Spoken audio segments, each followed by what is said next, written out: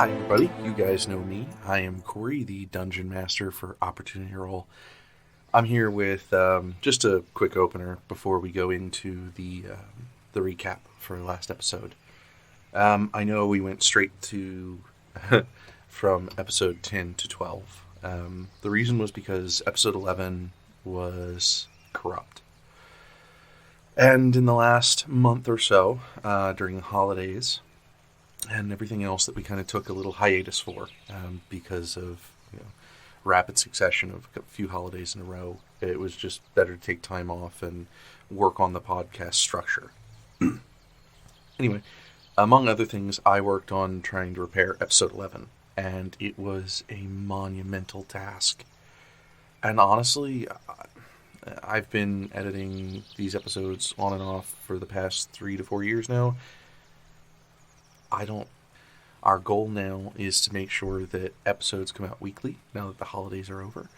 And we should be putting them out every day, same time, well, not every day, every week, same time. And that is my goal from here on out. A few other announcements. We have a baby on the way. I would like to officially welcome Percy William Lynn as the newest opportunist. And that was the name we came up with. We think it's quite cute. We kind of like it, and we're really excited. So things have also been kind of gearing up for that. We've been buying baby stuff and been kind of really busy, doctor's appointments and such. Other than that, we've also been working on the structure of the Patreon. We're coming out with new photos for the tiers, new ideas for tiers. I've also upgraded, and I have plans of purchasing a 3D printer in the near future.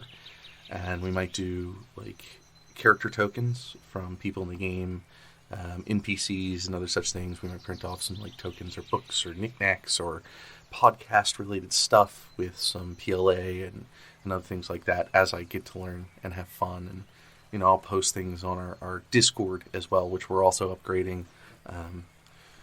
We've got a few more things that I'm going to implement on our Discord, kind of change the structure around, add a few more things that are fun to talk about. We're doing a weekly vote already, or a monthly vote on NPCs, random events, and things that the podcast could run into on my random D100 charts. So if that's kind of stuff that interests you, go ahead and check out all the stuff we've been working on, because in the near future, we're unrevealing all of it. We hope to have it finished within the next 2 to 3 months, and once that's done, we're rolling straight towards the middle to end of this season. Well, I've been rambling for about 4 or 5 minutes now, so what I'm going to do is go ahead and let you guys enjoy this next episode, and I'll see you at the end just for the thank yous. Bye!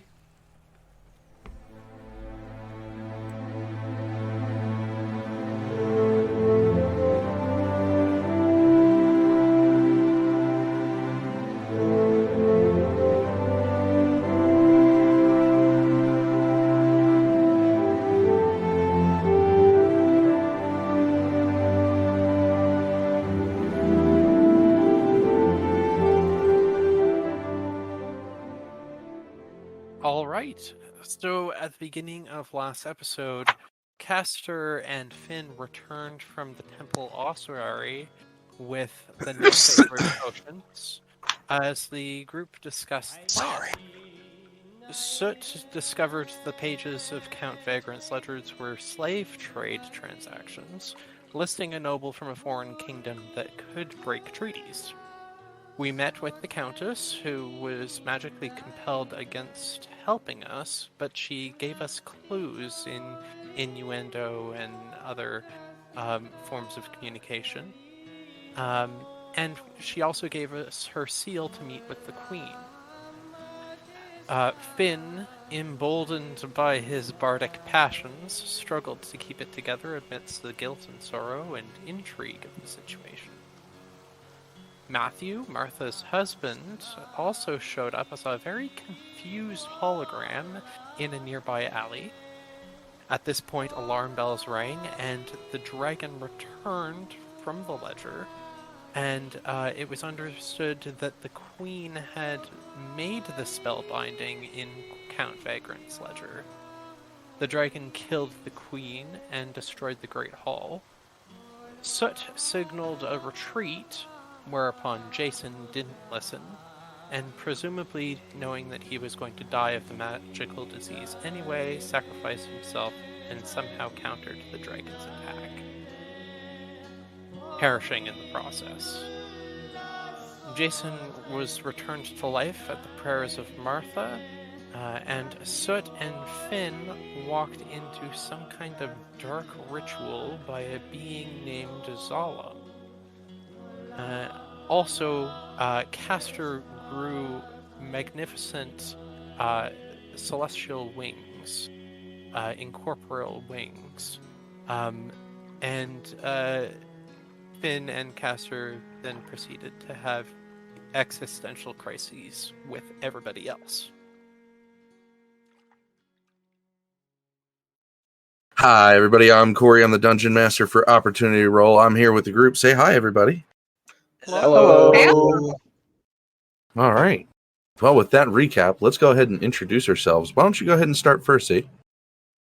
All right. I'm Chris, and I'll be playing Zereth, the human monk, born of the desert and a spinner of glass and sand. All right. And Soot.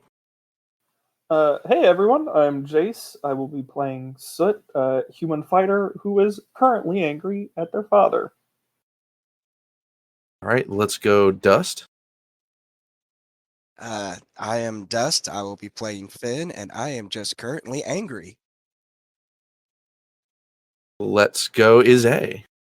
Right, I'll be playing Martha Blackbrick, the clerical dwarf who is the teen mom and really needs a drink. Let's go Alex. Hi, I'm Alex, and I'll be playing Callisto, the tiefling monk, who really, right now, has no one to be angry at but herself. You're a druid. And last but not least, Rodeo. Hold on. I need to redo that. What did I say? Oh, okay. Monk. Did I say monk? No! Yes, good. Oh, we have Why do another I monk. do this every time? Multi-class. That's the multi-class reveal. No, it's not. Hold on. Hi, I'm Alex, and I'll be playing Callisto, the tiefling druid, who at the moment really has no one to be angry at but herself. Oof. And Rodeo. Hi, I'm Rodeo or Maxwell, and I play Castor, your Azamar grave cleric, who doesn't know it yet, but is going to have a crisis of faith. So let's go ahead and start back up. When we last left off, some things that went down at the holding cells, really.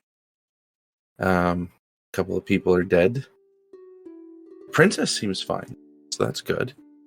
But the last thing that you guys remember seeing, both Finn and Soot, was a gentleman become controlled, impulsed by something, and then just disappear. So I'd like to start with you guys. And then eventually, I know through flying and through movement, you guys will all arrive there. Besides, I think, Martha, who's still in the cart. I think everybody didn't. Who heard the sounds and went towards it? Because I know it was Castor. Zereth was right next to Castor when that started, so I'm assuming he was probably not too far behind. Actually, unfortunately, Zereth had just decided to go off to the hot shops to burn off some steam and did not hear the sound of the resurrection or any alarms. Callisto was with Martha, so. I think everybody heard the siren except for Zereth, because at that point, the cart where you and Martha are is closer to the siren than where Castor and Zereth crossed paths, and Zereth kind of gave him a little bit of a "I'll tell you later" moment about something really important. Yeah, I got you. I'm just saying I'm sticking with Martha and Jason. Okay.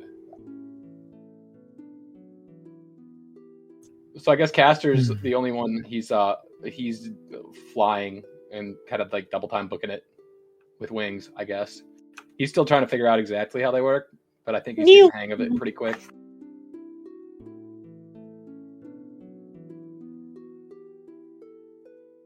So, what would you guys like to do? Basically staring at a room full of mostly dust and what seems to be forgotten armor, but you know it was worn not too long ago. Just looks as though it's been left in a crypt for a while. Am I misremembering correctly, or was this building on fire? No, this one wasn't. Okay. There were a few close by that may have been set ablaze, but... Okay, I just wanted to This make one. sure I'm not sitting in like a burning jail. No. Okay. You said there's armor on the ground? Yes, From where you said Vagrant was? yes. Okay. Soot is going to turn and look at Finn. Okay. Is there a general procedure for this kind of thing? I mean, we're literally in a guard post, so do we call the guards down here? Should we take that? Any ideas, Finn? Finn is rubbing his temples and just like, I have no idea, but we better go make sure that the princess is okay. And Yeah. I don't even know what happened. Does the name Solemn mean anything to you? Can I roll like a history or something to see if I read somewhere Sure. about it? May I actually do the same, given my specific past? You sure may? Oh, that bonus History of is 20. tasty. You know Zalem very particularly, I'd say, Yeah. Soot. Historically wise, not only with who it was, but who also worships them that you know. Yeah, I figured it wouldn't be too hard of a check for me. Okay. Yeah. So You would know that it was almost impossible to summon him, and something bad must have happened. Okay. So, like, I think the race is on, as it were. The pot is on the fire, and it's just a little bit longer until it boils over. What? Is that a bad metaphor? Is that not a thing? The pot's on the fire, and it's about to bubble. Things are about to get bad. About to? About to, yes, that was... Okay. Honestly, I'm going to explain this just really quick to you. Zalem is a very powerful fiend. He straddles the line in between demon and devil. Somewhere in between those, and that's how powerful he is that he's able to actually straddle the line between law and chaos. That gets too much into fiend lore. I apologize. Anyway, when a being as powerful as Zalem is gets into the material plane, the door is broken. So things are going to start coming through, and it's going to kind of... I wish there were more metaphors for this. Anyway, I'll explain it a little bit better when we get to the group. But yes, right now, check on the princess. We need to get a cleric here to make sure that nothing is bad in that room. Make sure that's kind of as clean as we can get it. Yes. Sorry, Yes. Well, hopefully the group is on their way, and our Castor can check that out. But how do you know this? Do I have to say? Does it have something to do about your message Yes, earlier? it does. And it has something to do with why I have a book about a madman's journey through the 9 hells. Yes. Wait. What? Were you not there when... No. Soot reaches into their book bag and pulls out like 3 like really, really old books. One is we mentioned it a few episodes ago, is like literally like essentially Dante's Inferno if it was real. One is like a very, very dry like academic paper on like the nature of Arcana, and then one is like literally like old, like epic histories kind of thing. Yes, I have these. They're greatly outdated, viewed as either archaic or apocryphal, but there's truth in every lie. But the princess, right? Let's move on, if I may be so bold. Yeah. Yeah, for right now. That is more important, but we are definitely gonna have to talk about this with everyone. I'd prefer not to, but if pushed, I suppose I can't say no. And Soot is going to try to like very awkwardly just like sidle by Finn and just like move the conversation physically by just like leaving. Okay. So And then- you'll head down through the passageway covered in dust. More armor strewn about the place. People kind of crying in the corner. Those who survived, anyway.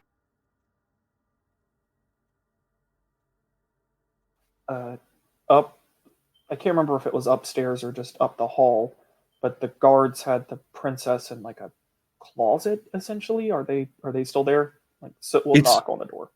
It's a heavy iron cell, but the little slide will open from the main iron door. Yes. Well, it's gone. There's a bit of a mess, but everything is settled now. We're going to need to set up a roundup party. Some of the bandits made it out. Of course they did. Yeah, that checks out. Never miss an opportunity to take an opportunity. Okay, roundup party. Finn, do we want to take care of this, or do we want to let the guards take care of this? Let's let the guards take care of it. He's still rubbing like his temples, like oh god, why is this night's just off? I'll buy a round for each of us at least. It's certainly something. Princess, just a verbal confirmation that you're okay in there. I'm okay. Okay, that's perfect. Okay, are y'all You'll hear the going to... chinking of armor as a gentleman with full plate armor, about I'd say 5'7", 5'9", somewhere around that vicinity, will start making his way in. This person seems to be as though he's seen his time in battle. He's got a rather large hat. The armor is well made. His sword seems to have seen time in battle. He has mostly a red outfit with the accents of white, a white beard, and a long white ponytail kind of pulled and strapped to the back as his hair kind of just ever so gently lays over his face. And who might you be? Soot, and... I see, Sid. You don't seem to be from around here now, are you? No, I haven't met you either, so I apologize for being guarded. Can I get your name before we continue on with this conversation? Oh, of course. I'm captain of the guard, Sir Isaac. Oh, I apologize. Soot will bow at the waist. It's good to meet you. You don't need to sir. bow to me. Oh, it's proper protocol. You're knighted. You're above me in station. That is. Fuck protocol. Oh, that's fair. Right now we're in a bit of a hefty situation, so here's what I'm going to need from you. You're the first on the scene. What the hell happened here? I guess we were. Technically, your guards were here when the actual incident happened. We kind of came at the tail end of the incident. It appears. Yeah, you didn't look like one of my men. I figured as much. So the slavers that were running a ring around here were captured and brought here. We came to essentially do a status report on them to make sure that any of the slaves that they had captured were safe and sound.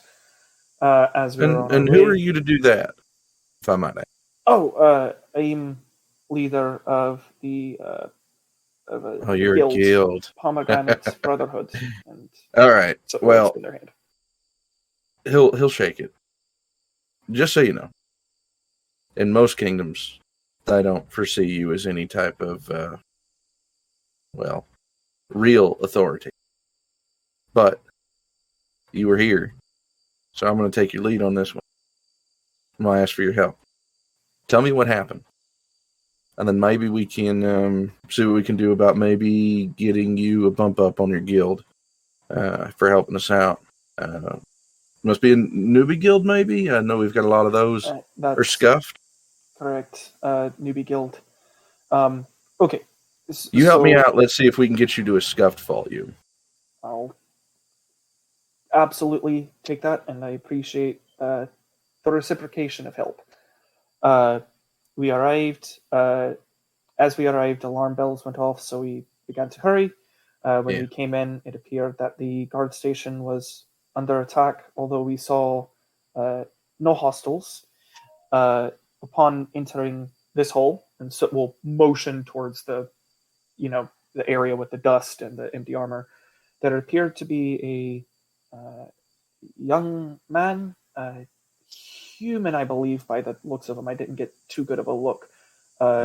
Undergoing some sort of rapid decay, and he was, we'll say, assaulting the guards because he was touching them, and as he touched them, they Wait, are you talking about some kind of like demon or? I believe, yes, that the demon individual was possessed by some sort of fiend. Fiend? Well, I don't know about that. We ain't seen fiends in this part for a while. Well, unfortunately, based on this evidence, you might be seeing more of them, because as I was telling my friend, and I'll point to Finn, typically when you see one demon, that means that the metaphorical door is left open, so who knows what else can come through. Something else should have came through. If something else that wasn't of this dimension came through, then we've got a problem. But as far as I know, ain't nothing broke that barrier. At least nothing them wizards been talking about up in them towers. So, I mean, I don't know. It seems kind of far-fetched. My friend here is beating around the bush, basically. We saw this kid attack Lord Vagrant. Oh. But he didn't just attack him. He seemed to possess him, and he said his name was Solemn. Sorry, repeat that? I believe it was Zalem, Finn, if I may correct you on your... He's going to stop a guy who's coming out of one of the doors and passing by. I need you to get to the castle. Go through the rubble and see if you can find the book. You know which one I'm talking about. Red cover. Gold lettering. Volume 3. Get going. Yes, sir. And go ahead, Finn. I'm sorry. Before this conversation gets any further, those bandits robbed me, and I was also hoping to get my stuff that they robbed from me. And it'll probably be in customs over there. Okay. And Finn will pat Stood on the shoulders, like, you handle the rest of this. I'm gonna get my stuff. So yes, after the young man assaulted the guards, he seemed to transfer possession from himself into Lord Vagrant,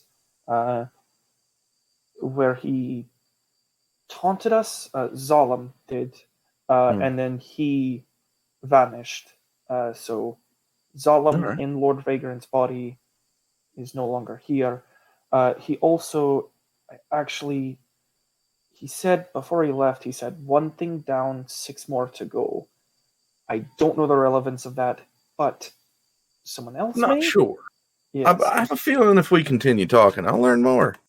Now, I have reports of you and a group of people running from the main castle before a large explosion. Now, can you tell me a bit about that? Sure. We were on our way to the castle. Yes. The alarm bells went off at the castle because hopefully you saw the castle was under attack by a dragon. We figured there could be any amount of help would be good, even if it was from newbie guilds. We can even, if it comes down to it, escort civilians out of the combat area. Well, you say there was a dragon, but upon checking the wreckage, there are no bones or bodies of a dragon found inside.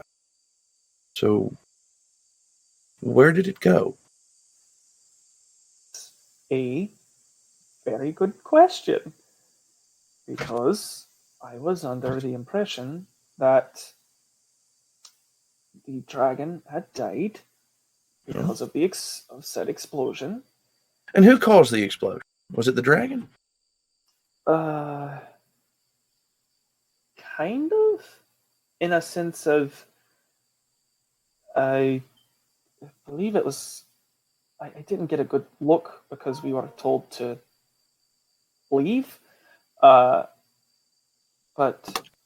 one of our guild mates had some item in his possession that he essentially was able to defeat the dragon with. So your friend destroyed the castle? Yes, and I believe died in the process. So, And can I get the name of this friend? are you going to prosecute a corpse? Why do you need to know? Well, we need it for the records. He might also be marked as a traitor until we can go through and check his history, see what he's been doing. We're going to need you to stay in town, too, for a couple of days. We're going to have a couple of questions for you. That's understandable. Hold on. Can I... Oh, God, I have to... Jace, give me a second. I think at this moment, Castor would be about flying in. I have to, like, think of if Soot is willing to... His name is Glenjamin. Like, I'm sitting there, I'm like, boy, it's also very funny because I'm pretty sure Jason Castor was a name that Jason just improv'd on the spot. So Soot is trying to improv a name based off of an improv'd name. I think at this moment that would be where Castor Recent would be. blaster. I think Castor would be flying in about this moment. Oh, hello. What the fuck? Oh. I heard the alarms and I decided to come and check. I knew you guys were in here. Are you okay? Yeah, we're good. Is that a spell you got going on? No. This is Are you actually telling me those are yours? As far as I know, I don't know how to get rid of them or even to make them appear. They just kind of happen. Yeah, we're going to need you to stay in town. Okay. Sir Isaac, this is... And so we'll motion to Castor for Castor to introduce himself. How terribly rude of me. My name is Castor, and I am the ambassador for the guild. Sir Isaac was asking us for the rundown of what happened here, which I gave him, and I will give you and the rest of the guild later. He was also asking about the events at the castle, which I was giving him the rundown. Now, if I may, Castor, you tend to have a better eye for things than I do. How exactly was the dragon defeated? What did our friend use to defeat this dragon so heroically? Well, what had happened is we went in there to see if we could find any survivors, anyone we could possibly help. The dragon was quite large, and it gave us an ultimatum to leave or die, and our friend approached it very bravely because he could speak its language, and So he could speak with the dragon, you say? he could speak Draconic, yes. So it was a language I was never too good at in school. Thank you for that. Go on. However, when he went up there, we went to retrieve him, and a wall of flame was put up by the dragon. Well, it wasn't quite flame; it was lightning, but it was hot enough for none of us to dare walk through. He had a conversation with the dragon. The dragon seemed to be quite upset with this conversation and went to attack him. And all of the sudden, light began growing from within him. We escorted all of our comrades out of the castle because we weren't sure what was going to happen and we didn't want to end up in the pile of rubble. So there was an explosion. Our friend perished.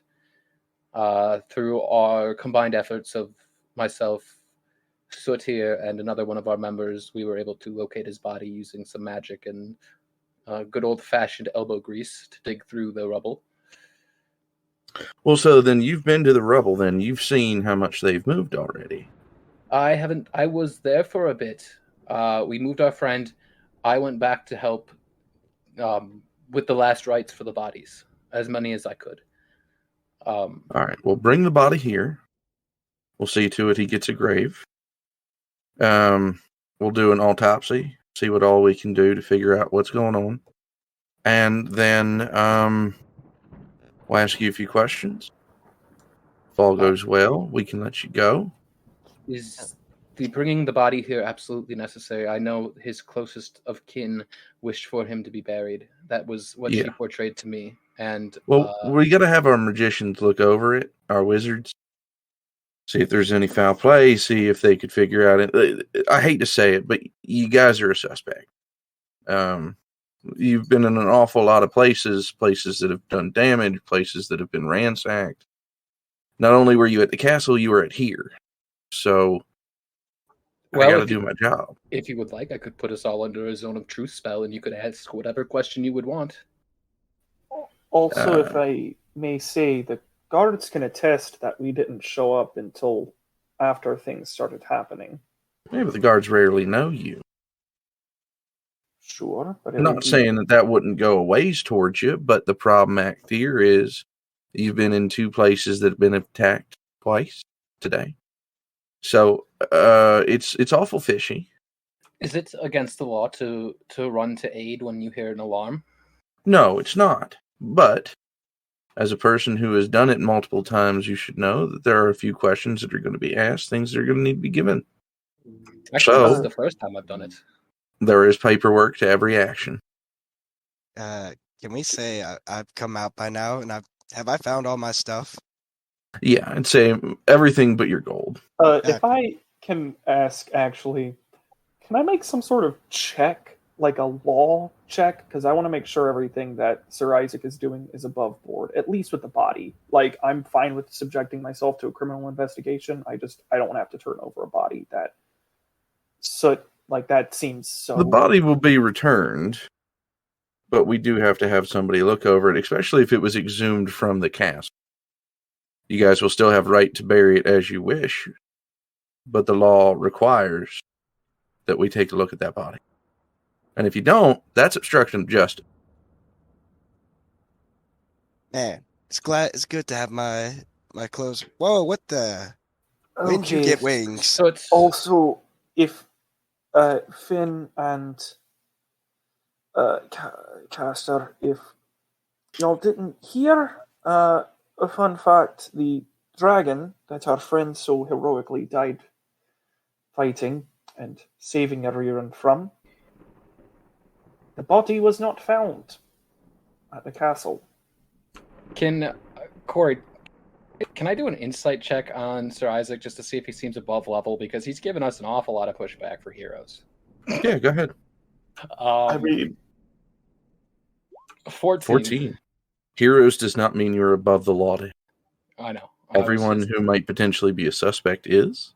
So with a 14, he is on the up and up, and he is trying to do the damnedest he can do for his job. All right, so with that insight, with Castor looking him over, Castor will put a hand on Soot's shoulder. I'll go get the body. Thank you. Are we... I understand we are not to leave the city. Are we free to leave, though? May I return to my guild? And Oh, speak with yeah. them Just immediately? stay in town. We'll contact you. Wonderful. Go ahead and roll a bill with the inn. We'll cover it. Okay. If you're found not guilty. That's... Sure. Soot will, once again, do kind of like a small bow at the waist, and then turn and walk away. Finn... wait. Finn, did you say that you're... Like, out loud, did you say that they took your gold? No, I said, I pointed at Castor and it's like, when did you get wings? Okay. Yes, we have a lot to talk about, and I don't want to be here anymore. Sir Isaac, your guards have the princess in there. Everyone have a wonderful night. Are these damn things going away yet, Corey? No. Son of a bitch. All right, I guess I'm walking around with wings. All right. So Castor will give a nod to the guard, and then turn tail with Soot. Yep, the three of us cool action walk away. Yep. Okay, so there's a lot to go over right now. A lot of events have gone on. Guild meeting when we get back to the cart. I would assume so. That would probably be a good idea. The problem is that now we are under suspicion, which, if I look at it overall, I can understand it. But that guy in there does not look like someone I would want on his bad. I would not want to be on his bad side. I agree. Finn, did you find everything that was taken from you? All except my gold, but to be fair, I didn't expect to find it. That's... Well, as I said earlier, guess I'll buy a round at the inn whenever we get there, or maybe just put it on the tab, which hopefully will be paid for, since we are I'm not more guilty. curious about Mr. Light Show here. When Who? glow, Who's Light Show? you're glowing, Only my eyes. On the wings. and the wings. I guess they do sort of glow, don't they? I assumed he would have said, like I said, there's a lot to talk about in the team meeting. I know less than any of you do. Let me put that out there. I don't know what is happening to me. Could I make a history or a religion check to see if I know what's happening? To Castor? Let's see.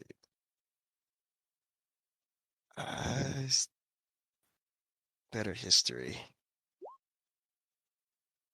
15? Yeah. There are stories of creatures who gain wings as such, but those would break the balance between certain realms. Uh-oh. Oh, no. You see Finn kind of look disturbed as he's looking at you, Castor. It's like, no. What? No, we don't have time for this right now. We have to get back to the cart, and we have to talk to everyone because Zereth said he knew something, and I need to find out what that is. And let's hope he's at the cart, because if not, we're going to have to go out and find him. That shouldn't be too hard. I can use more magic to find him. I use magic to find Jason, so... But as we're walking, Finn will turn to Soot and's like, maybe your whole door opening thing might be more true than you think. This isn't good. This is really not good. Is not good in the. Out of character, I'm going to say Corey tricked me by letting me play an Azamar, so he had this wonderful plot line. He tricked me. I should have known something was up to no good when he said Azamar were allowed. So I'm going to broach this with the two of you before we bring it up to the group. If push comes to shove, are we staying for a guilty verdict? There is no guilty verdict. Like I said, he could put us under a zone of truth. We did nothing wrong. We could tell the straight truth. That is true. We did nothing wrong. But that does not mean that the system will find us not guilty. Corruption inherent in the system. Circumstances being what they are, it does look bad. And given what I know of nobility, they need someone to punish. Let me ask you a question, Soot, because from where I'm from, I'm not very familiar with this. How powerful of a city is Fort Osum? Very. So, does that sound like the type of city we would want to become fugitives from? No, but it also doesn't sound like the place I want to die. Both are fair assessments.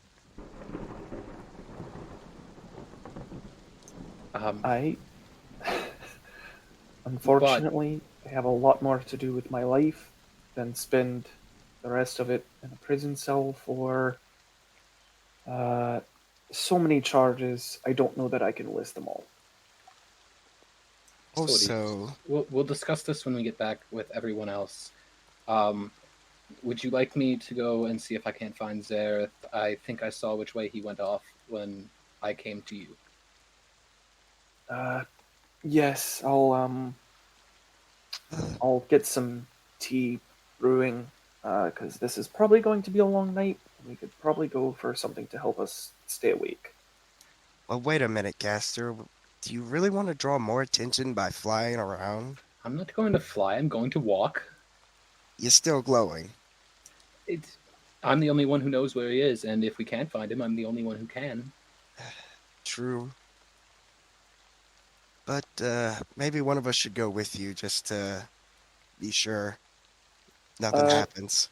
Sure, Finn, come along with me. I think you and I should go look because each group should have a leader with them. So Soot should go with the others, and we should go find the other leader of our ragtag group of criminals now.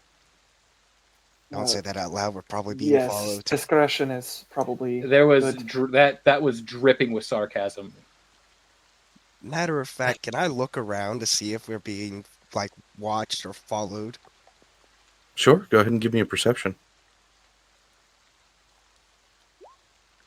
19. That's persuasion. Oh, wrong one.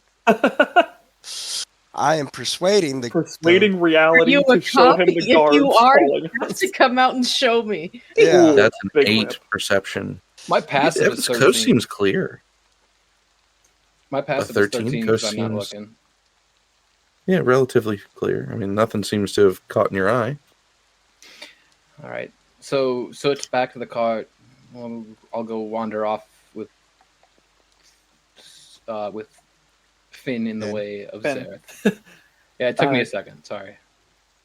By the way, as probably the one with sadly, the most legal experience, if you're stopped by a guard, just be very, very careful with what you say, and do not accompany them to a guard post.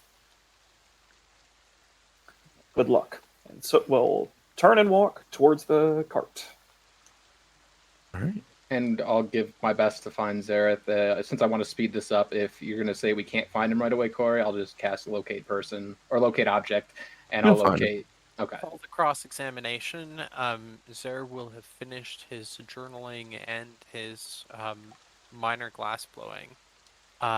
It's such a serious time that he can't concentrate too much, so he's just blending colors. for future works, and when he's done that, you're going to find him roughly at the same position where you left, except going in the opposite direction, back to the cart. Zereth, there you are. We were looking for you.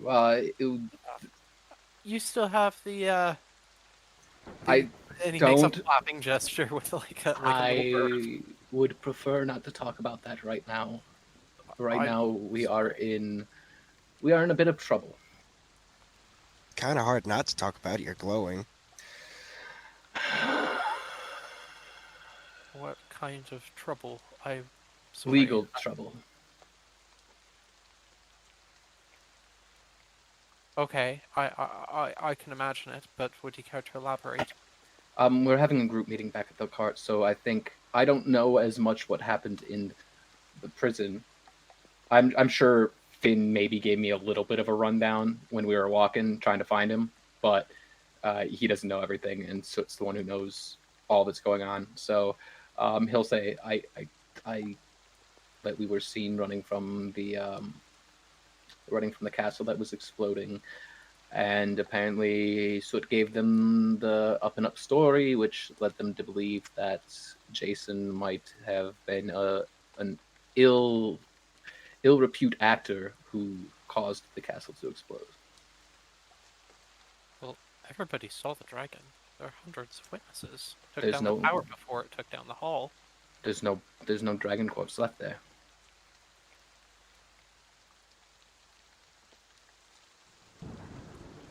The evidence doesn't look good. An And Arcana check about summoned creatures. Sure. From when I was pouring through the. Actually, can I use the book at the same time that? Yeah, go ahead and get advantage. Yeah, as we're walking towards the cart, I'm going to use the book on conjuration to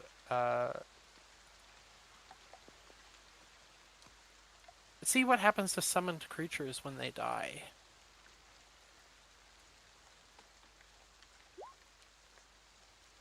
That would be a 17.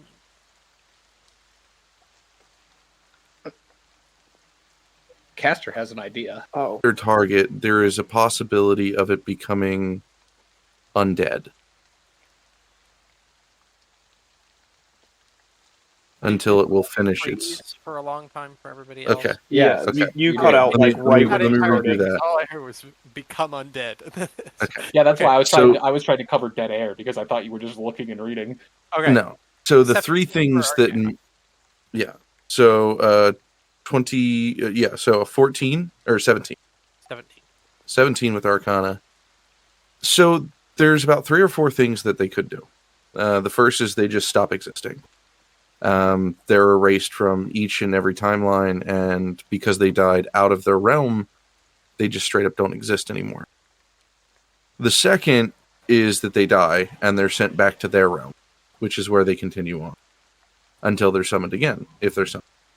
Kind of like familiars, such. That's more common with familiars. And then the third is if their job isn't done and they still have a target, they could become undead. It's a quick way to make potentially a Draca whatever. And at this point, it could be a Draca Lich. So, with patience from the other two and continuing to walk with the book, I have an idea of where in the book already it is to talking about this stuff, because back when I broke the binding of the book, I've been saying that it hasn't been bothering me anymore, but it has. So I took a look and I read about summoned creatures, and there's better than a 50-50% chance that the summoned creature could have just disappeared in some way or another after it was eliminated by the falling rubble. So here's the problem. Here's the problem I perceive with that. You, myself, Soot, are the only ones who know that creature is summoned, and that creature's summoning came from us committing a crime.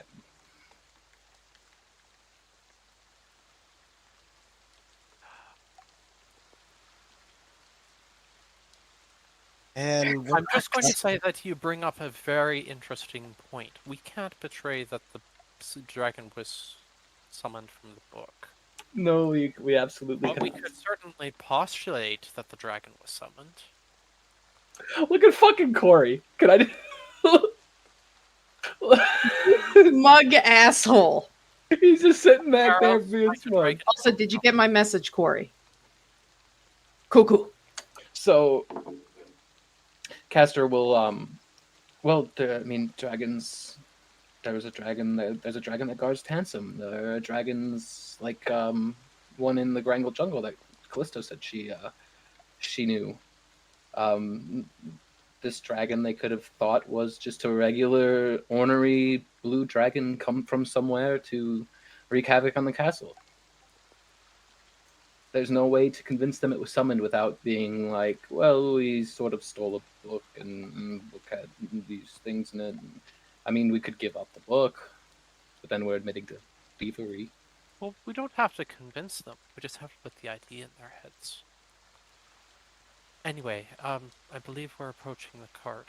And Yes. he brings on this solemn look because he believes that Jason is still dead inside. Castor will also have the same solemn look. So where are the rest of you? Callisto, Martha, I assume Martha's still inside. Is Callisto Can I get a- inside? And Jason? Or not Jason? Potentially. As you guys are walking up on the cart, though, I need a perception check. You got it. A perception check, please. Would I get this since I went to the cart first? Sure. Anybody can in the I- small group returning who Can is I outside? say Martha's cooking some soup? Like, Sure. hurriedly cooking what looks like a really good soup. Yeah, Wait, Chloe am goes I outside. rolling? Yeah, I don't want to roll if it's gonna like break meta. I just It probably won't because it's going to be something stuck to the cart. oh okay. 13. 19. A whopping 4, so it's fine. Soot wouldn't have noticed it. Anybody above a 13? 13 or above a 13? Above a 13. Damn. So literally 14 or above. So Finn, There will be a dagger posted to the back of the cart and a bit of fabric on it that seems to be a necklace of skulls.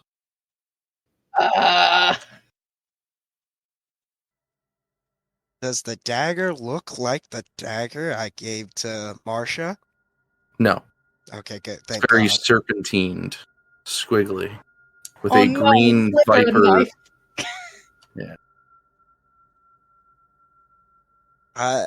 It I'm says the Skull Keepers know. Are you going to show this to us? Repeat that? It says the Skull Keepers know. Finn is gonna watch everybody go in and then like go look at it, pull the dagger. He's not letting Finn by himself. The dagger will come off pretty good. And this necklace of skulls. Oh, On it's on the print. Yeah, Oh, yeah. It's like an Oh, embroidery I to was a about to shirt. be like, God damn, we are being framed hard. Like now there's a necklace of skulls on our cart. Okay. Would it be possible to do? I don't know if Callisto and Martha wanted to see, but I mean, Soot will definitely need to react to Jason being alive. I don't know if you want to like flash back to that or not, or what you want to do there, Corey, before we start getting into all of us together. Okay. Well, for the listeners, the last time we were back at the cart, Jason awoke. Very raspy, very tired, very worn down, but alive. Martha went into a bit of a frenzy. He is now making him the best soup. Very important for a tired, sore throat and tired baby. Callisto is kind of just leaning against the side of the cart, off in her own little world, I think. Like, she's not injured or in any form, she's just kind of staring off into space. Okay.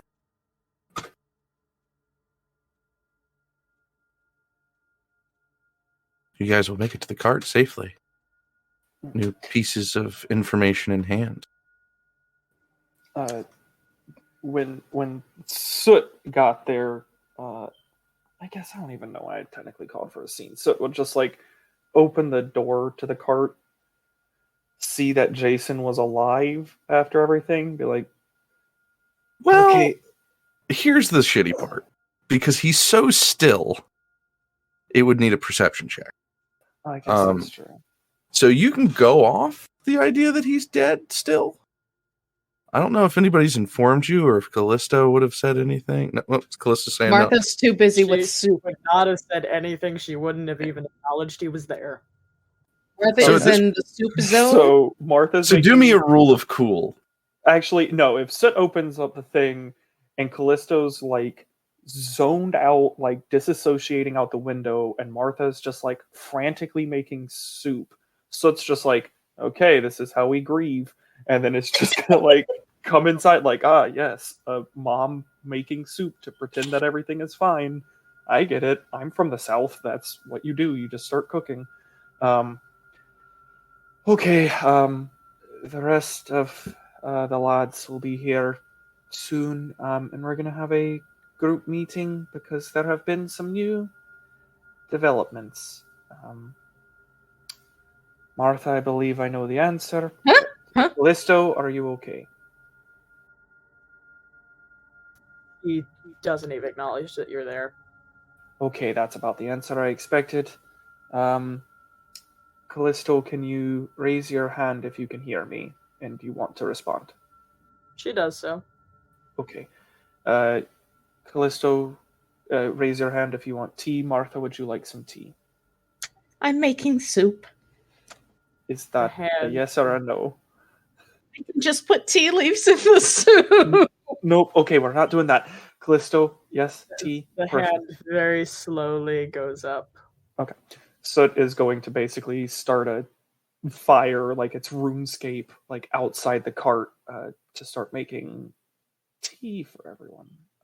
Martha's making soup. There's already a fire. You can just put the pot next to it. It's fine. You gotta listen. It's hard enough to try to cook in a cart. It's probably not any easier with two people in there with one person making tea. Soot is a very much give people space kind of person. So Soot will be outside making tea and So it's also also just big. kind of thinking. Yeah, that too. Soot, I think, is the tallest member of the party because, of course, I make big characters. So yes, Soot will be out making probably just peppermint tea. That's like the easiest thing to just kind of scrounge up. Also, one of the few acceptable teas. That's a controversial statement, but okay. Yeah, I'll make that statement. And so I guess, yeah, we can cut back forward to the group approaching the cart. He is icky leaf water. So, everyone's together in one place now. Martha's still making her soup. Okay, so everything appears to be a bit delicate in there. Martha is making soup. I suggest we all have a bowl. We all remark on how good it is. And Callisto seems to be having a rough go of things. She wasn't terribly verbal, and I am trying to respect the nonverbal attitude. She does respond and she can hear and all of that. She's not in a full disassociative episode, but we may want to be as kind as we can. Okay, Castor, Finn, Zereth. Of course. I was Uh, just gonna go in and see if there was anything I could help with. Guys, we got another problem. And he will hold up the dagger. This was in the back of the cart. Castor, Oh, when did you boys get here? we're outside the cart. Martha's out the side the cart I making. was gonna say, I think there's. Oh, are you outside? Why am I imagining this as like an RV with a kitchen inside? Yeah, I mean, it's a pretty.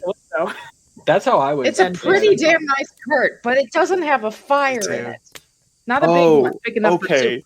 So it's the camper with like the pop-out picnic table kind of thing. That's what you're cooking with. Okay. Now I'm reimagining everything, resituating.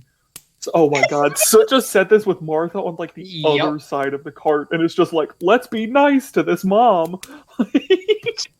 She appreciates.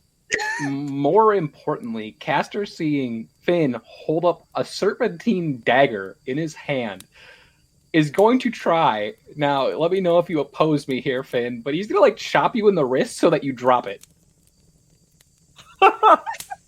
I would oppose it. All right, let's roll this. Let's roll these bones. Nothing like a quick slap fight while we Is this a warm strength? our dead friend. Let's do athletics versus acrobatics or athletics. Like Acrobatics. Can I do acrobatics too?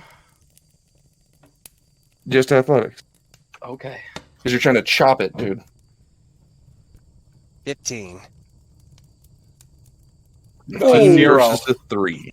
No, it's a 0. Oh, it's 0. It's a -3 then. No, I'm kidding. But 0 versus a 15. I'll say you roll me a D100. Just the softest of slaps. It's like a limp. Don't you know not to pick up You're gonna items? chop at it and you're gonna cut it across the palm of your hand. It's gonna deal you 1d4 damage. And then it's gonna burn. 1 damage. Boys, don't be doing this, please. Finn, don't touch Yes, strange-looking actually- things What that did I get... say? Finn, we don't touch strange-looking things that we don't know what they are. Remember how And- much care we went putting into getting that dagger off the tree? The While I jawbone agree one? with that, Where did you even- Castor, we probably also shouldn't try to hit mysterious blades out of people's hands. Now, everyone calm down. There's a lot going on. I wasn't... We are all grieving in our ways. Finn, would you mind putting the dagger down? Did you even find that? That's a fancy looking dagger. It was in the back of the cart, and Wait, he's. what? Yeah. Are you putting the dagger down though? I am putting it in my bag. Yes. Please place it on the table. That looks way too ritualistic to be okay to just have. What's Yeah, that Castor's about? casting Nice. Detect Magic. Not even as a ritual. He's just popping it. Oh yeah. There's magic on this dagger. It's a poison dagger. This dagger is a poisonous dagger. And it was stuck to the back of our cart. Now, that's probably not a good thing. What did it say again, Corey? The Skull Keepers know. Yeah, it also says, and I'll like say, point at the handle, whatever it's at. The Skull Keepers know. Martha was like taking a sip and like taste testing the soup. She chokes on it. What? There's so many things going on right now. I'm going to start with one of the easiest things. Castor, what? You said it was a poison dagger, Yes. and you cut your hand on it. Yes. God save me. Okay. Okay. Let me actually. I know nothing about medicine. You're the person that heals people. I know about To medicine. be a bit on the nose, physician, heal thyself. Can I do a medicine check and see what I need? Sure. 13. No, what exactly are you checking for? Am I poisoned? Do I need anything to get rid of this poison? Or is it just a nasty gash that hurt a little bit more? Kind of looking over your hand, you don't seem to be affected by the poison. Well, it seems that I am fine for the moment. When did you get wings? They'll actually dissipate at this point. Never mind. Okay, I have way too much stuff on my plate. You said the Gilded Skill Keepers. Can I do a religion roll on that, maybe, to see if I know if I've heard of that? The Skull Keepers Sure. or whatever? Yeah. You can go ahead. My rolls are shit 9? tonight. I'm refreshed. They're well known. Typically dealing and dabbling in necromancy and some ritualistic stuff. Martha doesn't have to roll for this, does she? Go ahead and do that and roll it straight to me. To GM. Or not you, someone else. I don't think you need to roll, Martha. She's like, oh dear. Oh my. This isn't good. You see, like, she's already pretty pale and shaken up, and this just whoosh, Snow White. Are we in Okay. trouble? You guys aren't in trouble, no. Whose passive perception is higher than, say, 13? Oh, damn. You're Got going me, to say got me. higher than 13. Mine is at 13. 14. 14. So you and Castor are going to see Finn put the dagger in his bag.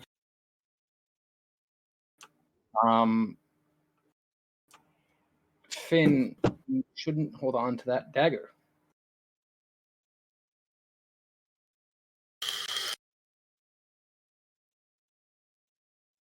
Also, Oh, to answer your questions there, yes, we are kind of in trouble, but I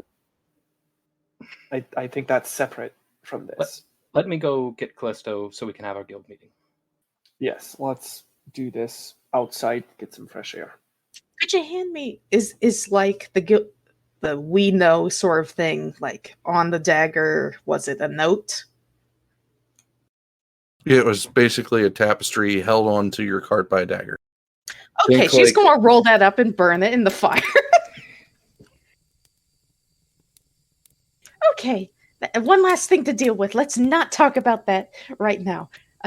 Let's talk about those pretty wings. Did you learn a new spell, honey? It was such a pretty spell. We actually have A lot to talk about. Yes. I'm going to go get Callisto, and Castor will walk inside the cart, see Callisto staring off, and he'll approach slowly and just like put a little hand on her shoulder and be like, we have to have a group meeting. I know you don't want to talk right now, but there's a lot going on. She kind of sighs and says, I can come out. Okay. Go. She gets up. And they walk out. Yep. I want to say Castor's still probably bleeding from his hand at this point because he hasn't taken time to. Didn't notice. Yeah, I don't think she notices. Not commenting on it.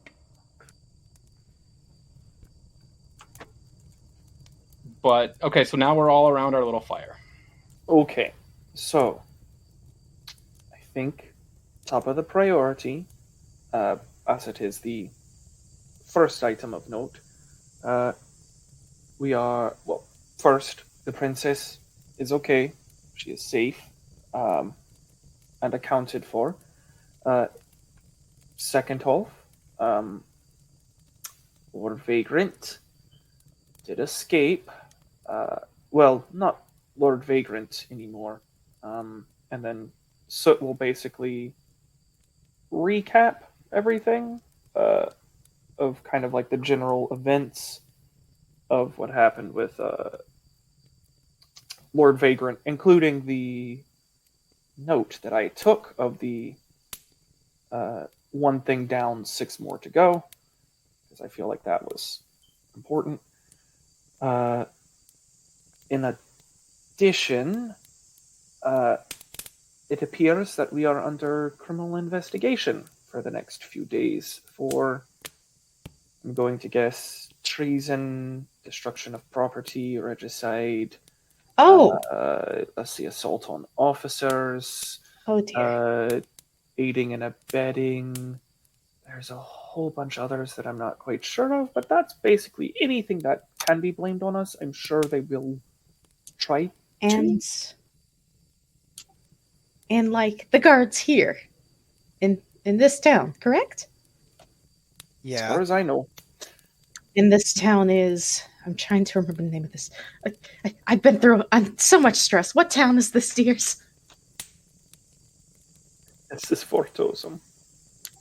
DM, can I do, what would it be for her to remember the past 200 years and if she's done anything in Fortosum.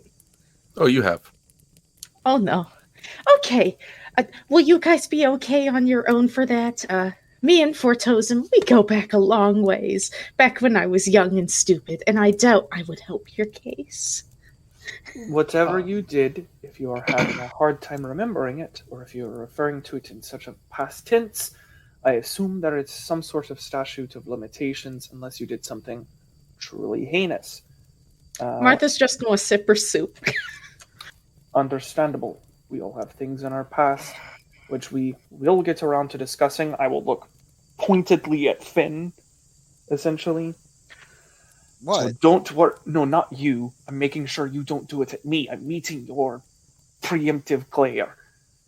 But, yeah, under investigation by Sir Isaac. They requested we bring Jason's body to them.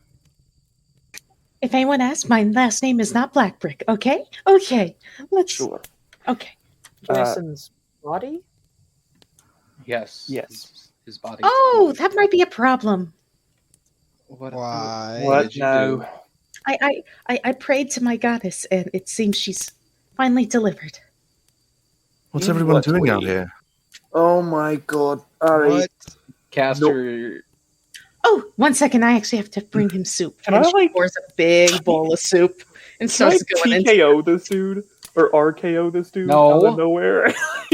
He's currently sitting in the back of the cart. He's not like walking out. He's not Castor- sneaking up.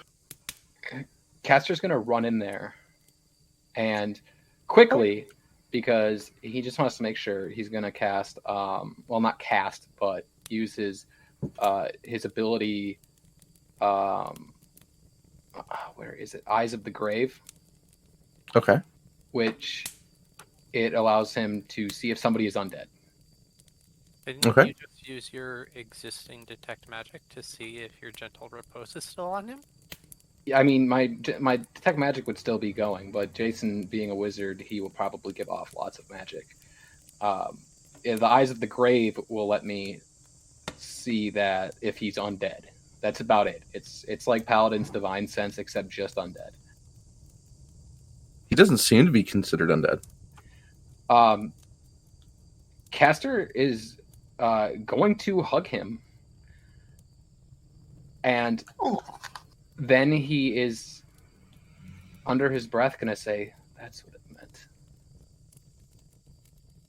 Okay. That's what meant. I'll tell you later. So Jason, please eat your soup. this is Jason. actually Your skin isn't all blotchy and gammy. A blessing. why What do you mean? Well, when we exhumed you, you still had markings of your magical disease. I honestly thought you It's were gone talking now. about him having corpse skin, and I was like, yes, he's alive. But yes, the magical sickness makes more sense. Well, yeah. Seem fine right now. I seem. He won't be once he's healed up and I can properly scold him. So this, despite being an incredible blessing, may actually cause another problem.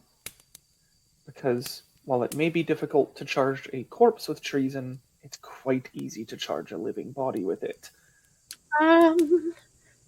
Okay.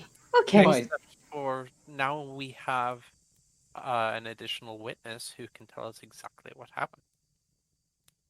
The problem is He's being charged. His yeah. witness is just Have you And heard a of testimony. railroading? do what? Have you heard of what it means to be railroaded in court? Sorry, Jace, actually haven't. Sorry, that like took me off so hard. I'm Being sorry. railroaded means you may not be guilty, but you're basically a patsy. You're a Oh you're yes, being- okay, that's what Soot was basically implying earlier, Yeah, like on the we're way to the gonna cart. Okay. We're gonna get patsied hard. Yes, they need Oh. someone to blame for all of this, so they're yes, okay. Soot and Castor are on the exact same page. They weren't, and now that Jason is alive, Castor is on the same page as Soot. Ugh.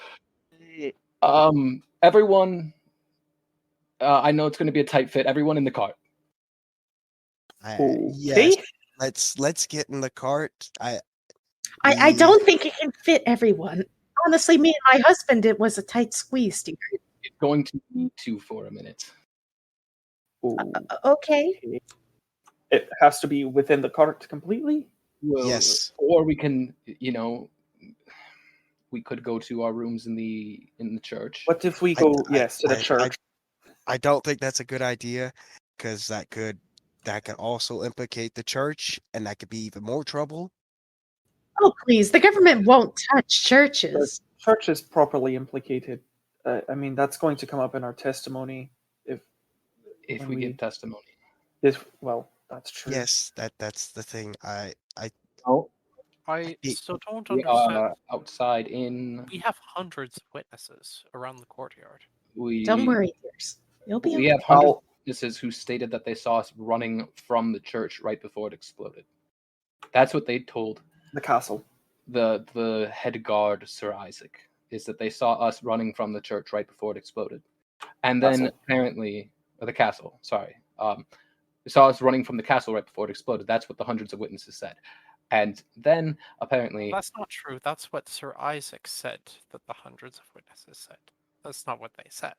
That's what they're gonna. That's what's going to be on our. Everyone- That's what we're Like trying to said discuss, I think, in the before. cart. I think that's what we are discussing in the I'm cart. trying to find us somewhere private to discuss this because there could be, people listening in on us. Matter of fact, I have an idea. Is it a good idea? 70-30? Close enough. Yes. What is your idea? Let me see. 2 leaders. Would you join me in the cart really quick? Sure.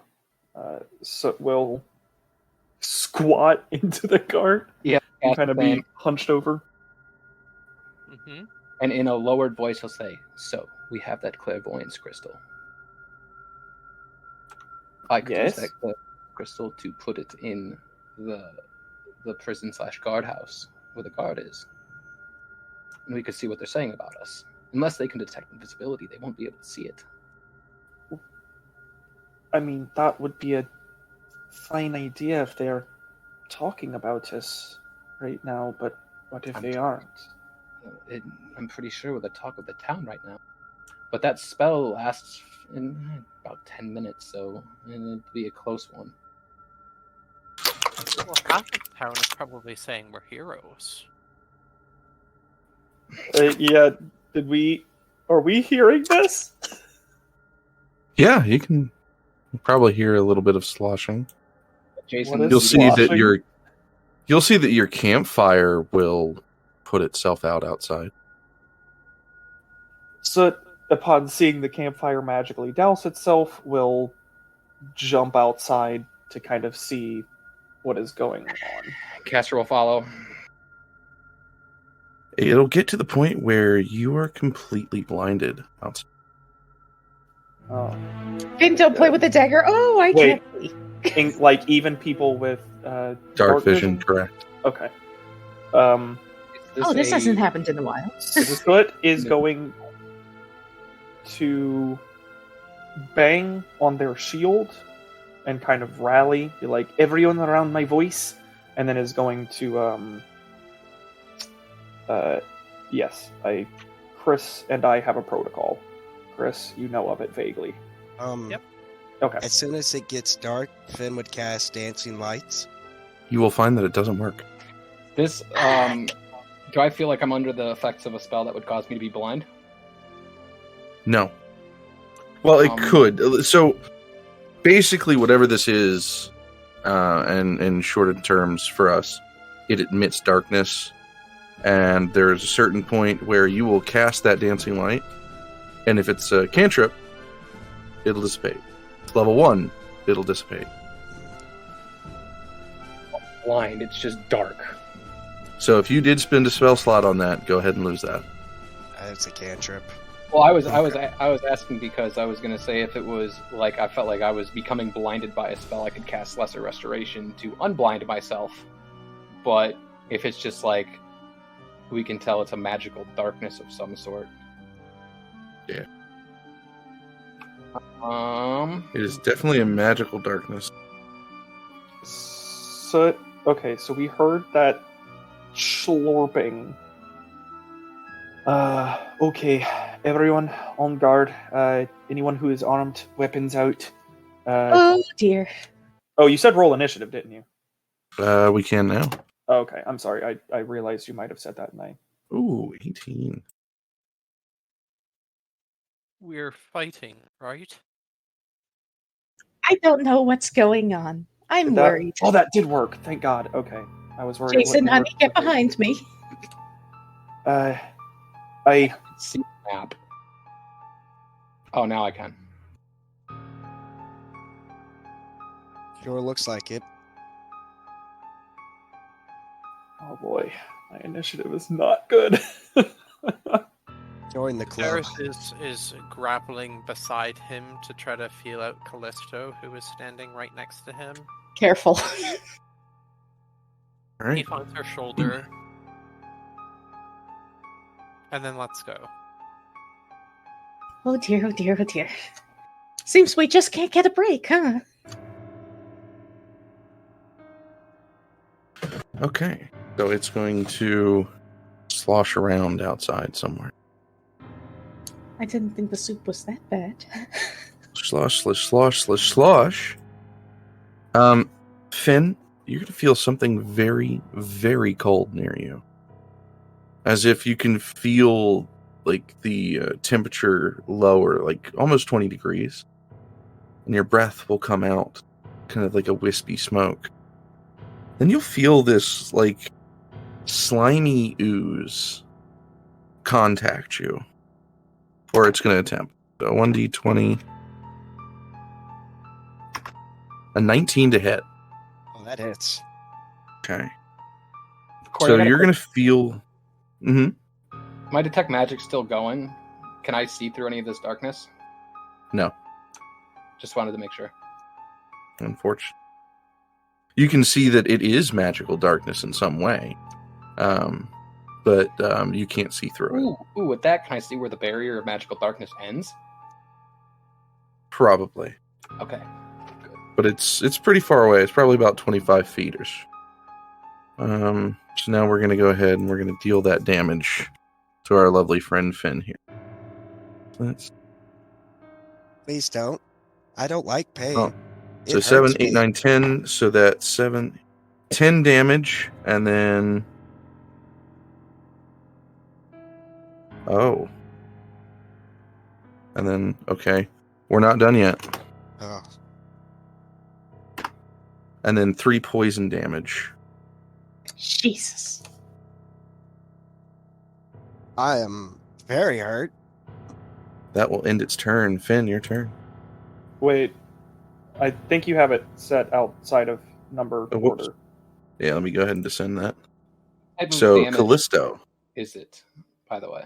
Just so we know for the attacks. The first attack would be bludgeoning. The second would be necrotic. Okay. No, acid, sorry. Oh, okay. Okay. On pure instinct, she's still got a wild shape left, so she's just gonna go straight into bear form. So if I'll feel is that. holding her shoulder, he just feels the shoulder go into fur, and then she's gonna try and hear where this thing is and take a bite as soon as she can, like, Can't they smell good? any sign of it. They smell, right? Yeah, it is. Keen smell. Yeah. Schnorf. So you want to bite at it? I want to bite at it. Yeah. Go ahead. Oh. Please don't roll low. You'll probably bite me. Nice. Well. That will miss. Yeah. Total of 9. Oh, wait. I have a multi attack. Also, where did you move to? in relation? Because you're still. I moved towards the sound of the slurp. So you would have ran over the extinguished fire. Yeah, I would have probably put the fire right. Yeah, I was gonna say. Okay, so the bite is bleh, But you're also large now. Claw is a 15 to hit. 15 will hit. Okay. Oh god, how much damage is that? 2d6 plus 4.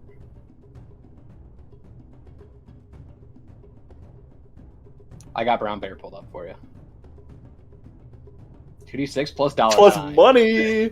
Plus money, so that's 11 total. All right. Cha-ching. 11 damage. You are going to take 7 points in cold damage from biting this thing. I will take that. Just kind of in pain. It's like the worst, like, cream sundae headache. Yeah, it's brain freeze. Bear brain freeze. Anyway, that's my turn. All right. Martha, your turn. Would take an action to just like move her here, sort of swap places with Jason. No, you can do that. Oh yeah, just literally shoves him back. Lovingly. Okay. Okay, and then we're going to do a clerical blast. 21 will hit. She 10 is force pissed. Fuck off. You'll And hear then- it kind of slosh around. Since she heard poor Finn get a boo-boo, she's also going to use this for the first time. Mother's Protection. As a bonus action, you can choose one creature up to 30 feet away from you. This creature will be protected by a very fluffy spectral bear, gaining +2 to its AC until the start of your next turn. Okay. Anything else you'd like to do? No, but Finn is going to feel a very fluffy bear just giving him, like, bear kisses at the top of his head. And he'd be freaking out because he just got slobbered on. Like, what is this? It's okay, it's a friend. All right. Castor, your turn. So Castor heard Finn cry out in pain, and that's like right by him. So can I, the same way Martha did, can I pull him backwards to the extinguished fire? You could. That'll take your action and movement. Oh, that'll take my movement action? Well, yeah, because technically she should have lost an action if she was moving a person. That's technically considered an action. Oh, I won't do that because I wanna try something out. Because I fucked it up, I'll let you go ahead and do it since I didn't call it this time. And then Castor, now he knows generally where it's at. He can hear the sloshing. He will. Did somebody just move down? Oh, sorry. No. I didn't move down. I wanted to stay where I was and like reach out and pull him back. Oh, okay. He's heard the sloshing. He's heard the biting. He's gonna try to pinpoint it. It's not gonna be the best, but he's gonna cast a guiding bolt. Go ahead and do that with disadvantage because you're a little bit farther. So 19 to hit. Yep, that'll hit. Well, the next target against it will get advantage. The next person to attack it, and it does 10 radiant damage. And it does. Well, here's the problem: nobody will gain advantage. The dim, glittering light will not go off. You'll hit it; it'll deal damage, but they won't get advantage because the light won't go off. Okay, and let's see. Is there anything else I can do as a bonus action? That's an action. That's an action. You can't just do an action now. Is healing hands an action? That is an action. Nobody's dead, right? Nobody's down, right? Not yet. Okay. Okay, yep. No, the caster will then, I guess, use his bonus action to draw his sickle. All right. Soot, your turn. Okay, I'm a fighter. I do one thing. I'm going to stab in the general direction of what I heard. Pull out the spear, ready the shield up, and poke at it. I assume at disadvantage. Yes. Okay. Oh yeah, baby! Natural Give me one. that 3 on a critical 1. So you'll miss. Are we? I hate to ask the question. Are we fub tubbing? Are we fub tubbing? Do we want a fub tub? Yes. I'll take it. Yeah. We all want a fub tub. Yes, How do you do yes. it? Just tell All me right, the name. I'll take care of it. All right, oh shit, I hit the wrong button. I'm Yeah. out of the game. Give me 1 second. It logged me out of the game. Oh, I mean, it pulled up. I can read it if you want. No, You give me a rolled it, second. and then it disconnected my job. you. That's my job. Fair. Well, All right. Heading back in here. Actually, a good one for this Here we go. situation. yeah, it's not bad. How the hell did we get here? You miss an attack and gaze upon the chaos of the battle, causing your confidence to falter. Disadvantage on your next attack roll against the target.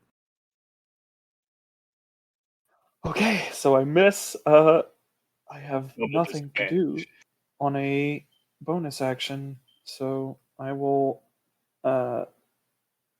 stand, shield ready, just kind of waiting for something to happen. Xanth. Yeah, you have to change that in because I have that written nowhere Oh. on my character sheet. Zereth. That's all you. So Zereth is going to back away slowly from the warmth of the campfire that has just been extinguished, and he's going to say, "No one come near me.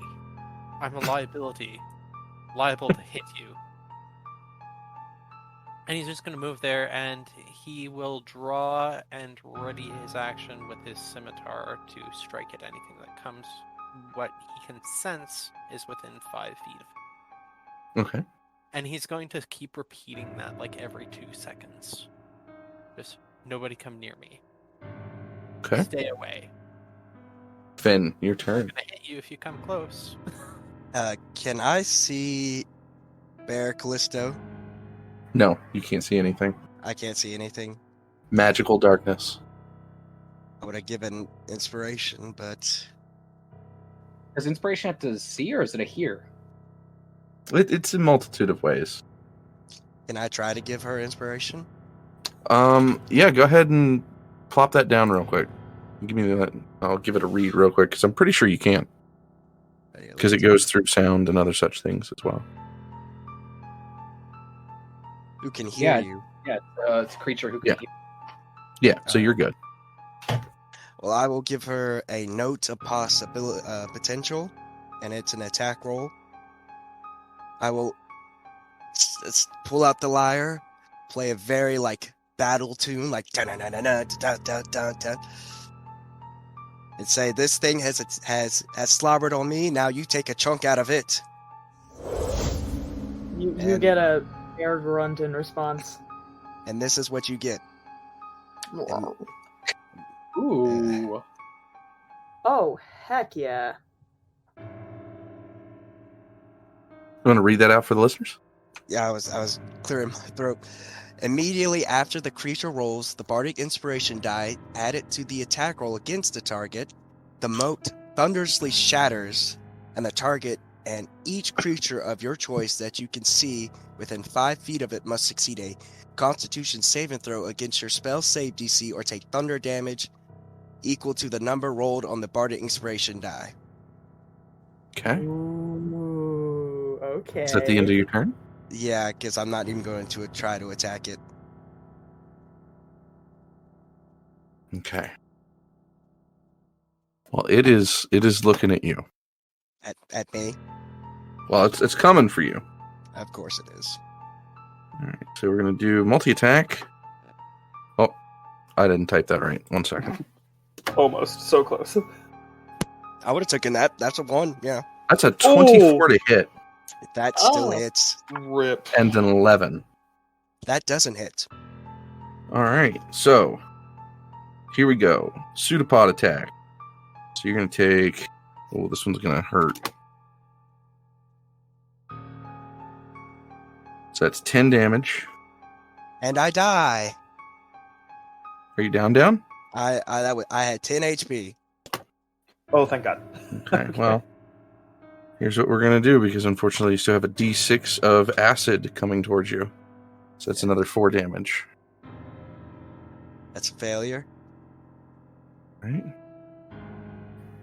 I think that would just bring him to -4. The way Because Corey I think it counts as one does negative instance. damage. And Oh, he yeah, doesn't do that's auto right. failures upon getting hit. That's right. Gotcha. Hmm. Oh, now Martha's angry. You're technically considered grappled at this moment. Oh no. Callisto, your turn. Alrighty. Did it move? It sounded like it. Okay, sorry, could I sense that it moved? Okay. Wait, attack of opportunity from Callisto for oh, she can't see it. Yep, never mind. Okay, I am going to follow it as much as I can without getting in anybody's space, and take another multi-attack. All right. I believe that'll miss. Do you have reach? There's no reach. No. Yeah, I don't. I- Because Can I like politely boot? it'd probably be somebody soot. out of the way. Martha's like against a building. Out of the way. Well, it would If you probably- want, you can roll. There, a, Martha can scooch. Get in well, there. let's see. Do you have heightened senses from the bear? Heightened smell. Heightened smell. So you'd be able to track it down a bit better. Yeah. Okay. Okay, so what am I rolling for? Sorry. You'll need to roll to attack. Okay. So the I'm first. gonna one is- move you another 5. That'll miss. And that is a And dirt. 15. That'll hit. Don't forget the inspiration. Oh, you're not wrong. Okay, and I will add the inspiration to it just for funsies. The D6. Hold on.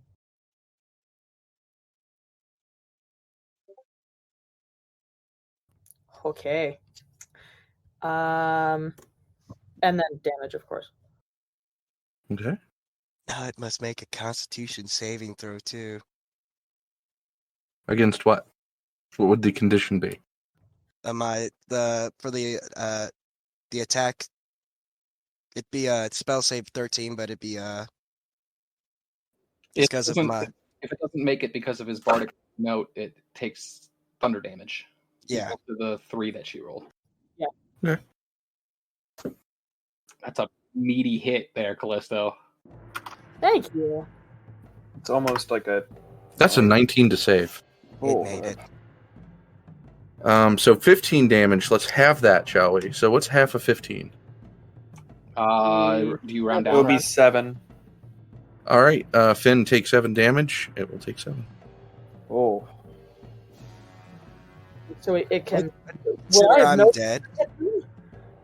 So That you're would- attacking the creature, which is currently sloshed over your friend. It's liquid, Oh. so the damage that you do can seep through. And I wouldn't have been able to know that because he's in the middle. Okay. Yeah. All right. If I'm at half of my health, does that mean I'm dead? No, you get No. to full. Full intimidation. negative. It's 4th ed that you had to get to half health. Gotcha. If I got it. if you need, you can get a refresher and game information on the Discord. Oh, that's right. It's all written out for you. That's the end of my turn. I can't really Looking do it. good. Martha, your turn.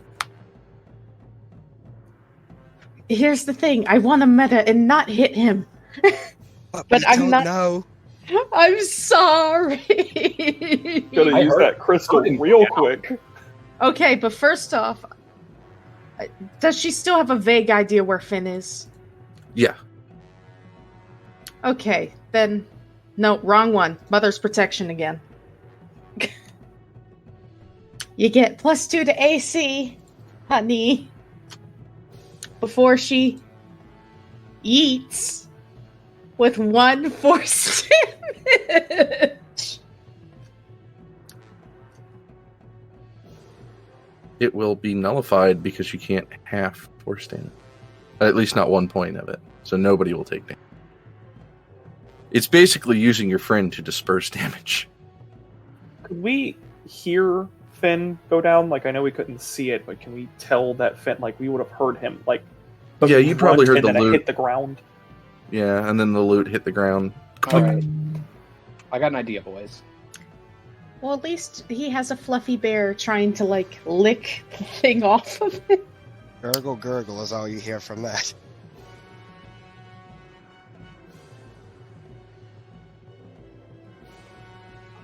All right. Castor's turn? Yep. So Castor's gonna reach around and see if he can't feel Finn. Oh yeah, and if you're going to feel it, then you'll probably touch the ooze, which is going to give you 2d4 cold damage. But I can feel Yes. Finn. You can feel Finn. I am going to grab hold of him and cast a level 2 Cure Wounds. Okay. But as a Grave Cleric, I got something that's really nice about this. I'm just going to put the cast in so you can see what... It says 6, but... Let me just get this out and read it to you. At first level, you gain the ability to manipulate the line between life and death. When you would normally roll 1 or more dice to restore hit points with a spell to a creature at 0 hit points, you instead use the highest number possible for each die. So, Finn will take... So that'd be 11. No, it'd be So 2d8. D8 plus 3. I cast at level 2. Ah, gotcha. So 2d8 plus 3. So 19 health. And take that no, you start from 0. You start from 0 and you go up. Okay. And since all my cantrips require sight, there's nothing I can do other than that. All right. Jace, your turn. Okay. I'm going to also do a kind of silly thing. Well, actually, before I start metagaming, would I be able to know that the, like, slime is on Finn? Oh, I should have said probably something. not at this point. Okay. That's why I thought. I was like, no one said anything. Oh, God, hold on. Sorry, now I have to rethink here. Soot is... Would I know that the slime is, like, there? Like, could I still attack it even with disadvantage? Yeah. Okay. That's probably what Soot is going to do. Don't worry, Finn. I'll miss you because I've got disadvantage unless I roll a nat 1 again. I'm gonna roll a natty 20. what? and just- You're gonna roll a 20. I know it. I know it. I can feel it. It's just a 13. 10. Hit. A 10 hits? 10 hits. Okay, well, whopping 4 points of damage. 2 points of that will go to Finn. And I yell out at this point. You can attempt to. Problem is that this thing is now on you, and it is covering your mouth and trying to slime down your throat. Uh, would I hear that at least? Yeah, I'd say. Okay, cool. Now I'm going to use my action surge, and then I'm going to do the dumb thing of trying to rip it off of him. Okay. Is that a roll like an athletics check or a strength check or?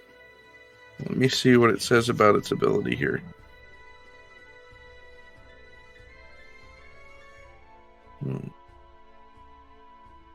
Yeah, go ahead and roll a strength check.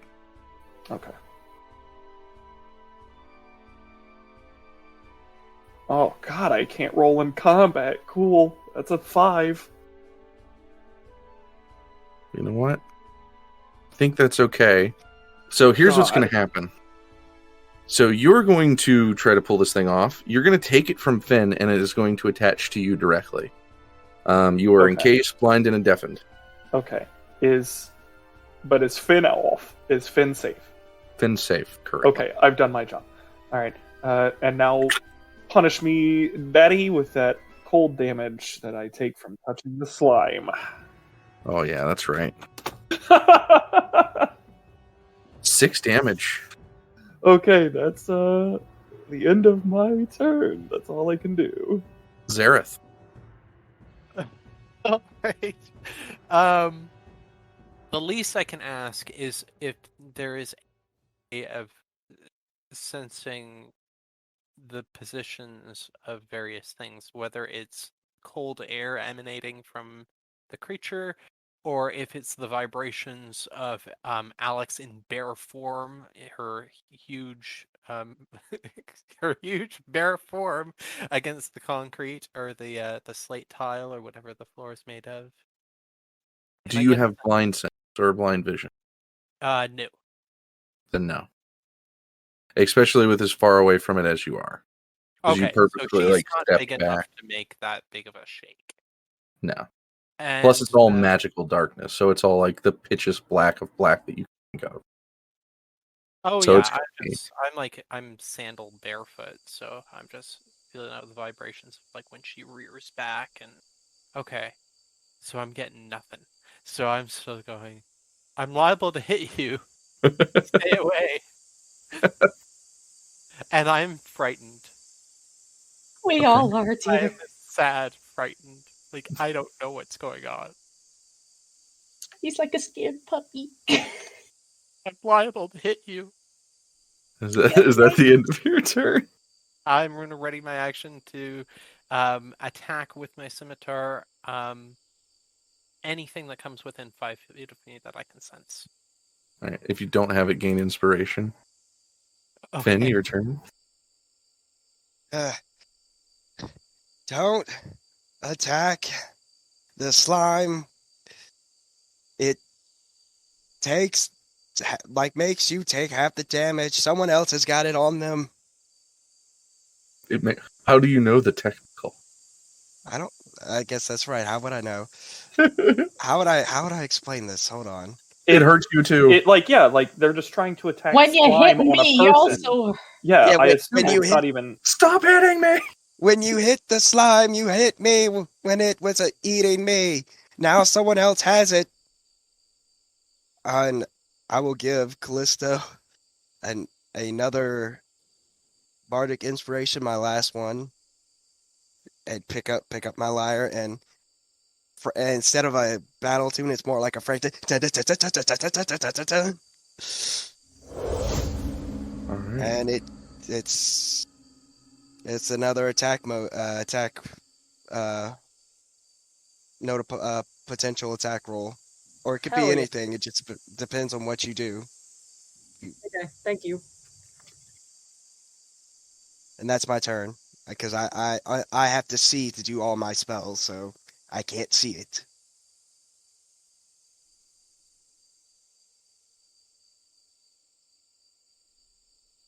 Turn, Finn. Yes. Wait, well, can I try to attack it with disadvantage? You may. Pull out Return the favor. my rapier, and actually, do I still have the dagger? Yeah. I swear to God, You if put it you in your poison pocket. me, if I die from poison, that's gonna be it. Go for it. You get advantage with the dagger. I'm attacking with the dagger. Oh, God. 24 to hit. Oh my God. That's a nat 20. Okay, so 5, 6, 7, 8. So that's 8 damage. So 4 to the ooze, and then 4 to Soot. Soot, I need a Constitution save. Okay, give me 1 second. The slime doesn't have to make one. That's just barely No. out of my shield range, too, is the funny thing. I don't know if that would have changed anything. You said a con save? Finn, you're going to take 6 Jesus. points in cold damage. Soot, you are poisoned.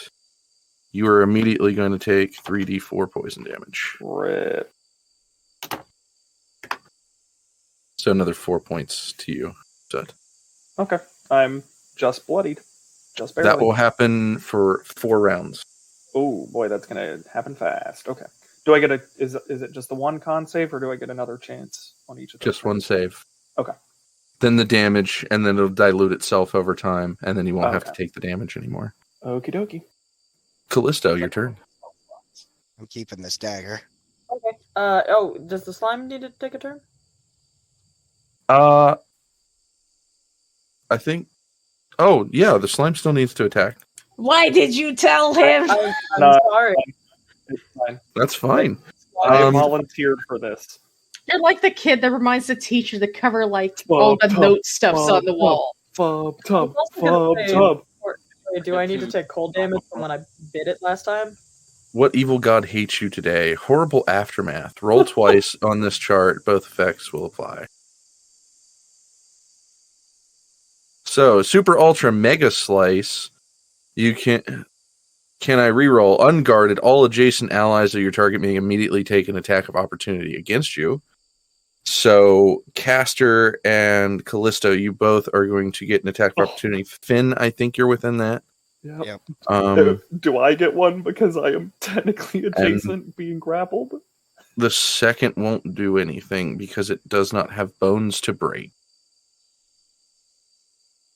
Okay, I'm Don't worry, afraid of I'm gonna miss. Can we squish the slime? Could that do the same? Oh, You can attempt. 15 with disadvantage. 23. 15 will hit. 23. 23 will hit. Mine would only be 1d4 minus 1, so it would have been 1 damage. I'm using Okay. the dagger again, too. Okay. Oh, So no. Kill your mates, shit, like- man. Mhm. Okay. So, all right, let's do this down the line. So, an 18 hits. It's actually That's 1 damage. that's actually what? 3. I think he's reading rodeos. Oh, Yeah. sorry. So, Oh yeah. And So 1 damage. 1 damage. We'll disperse that because it gets split evenly. 23 will hit, 5 piercing, so 2 to 2 to Soot, and then 2 to the creature. And then we're gonna roll that poison again.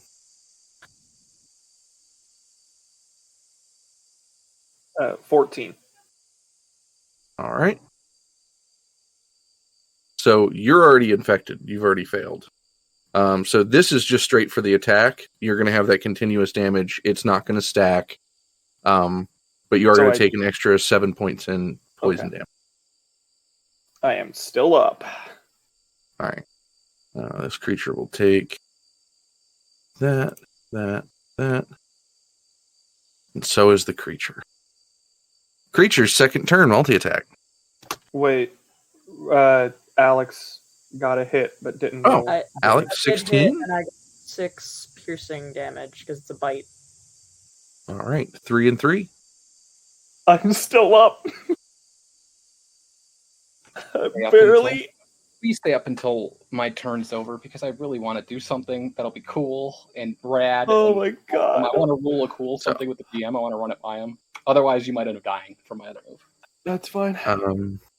So roll 20 attack for that's a 24 to hit. Oh, out of my shield range. That does hit.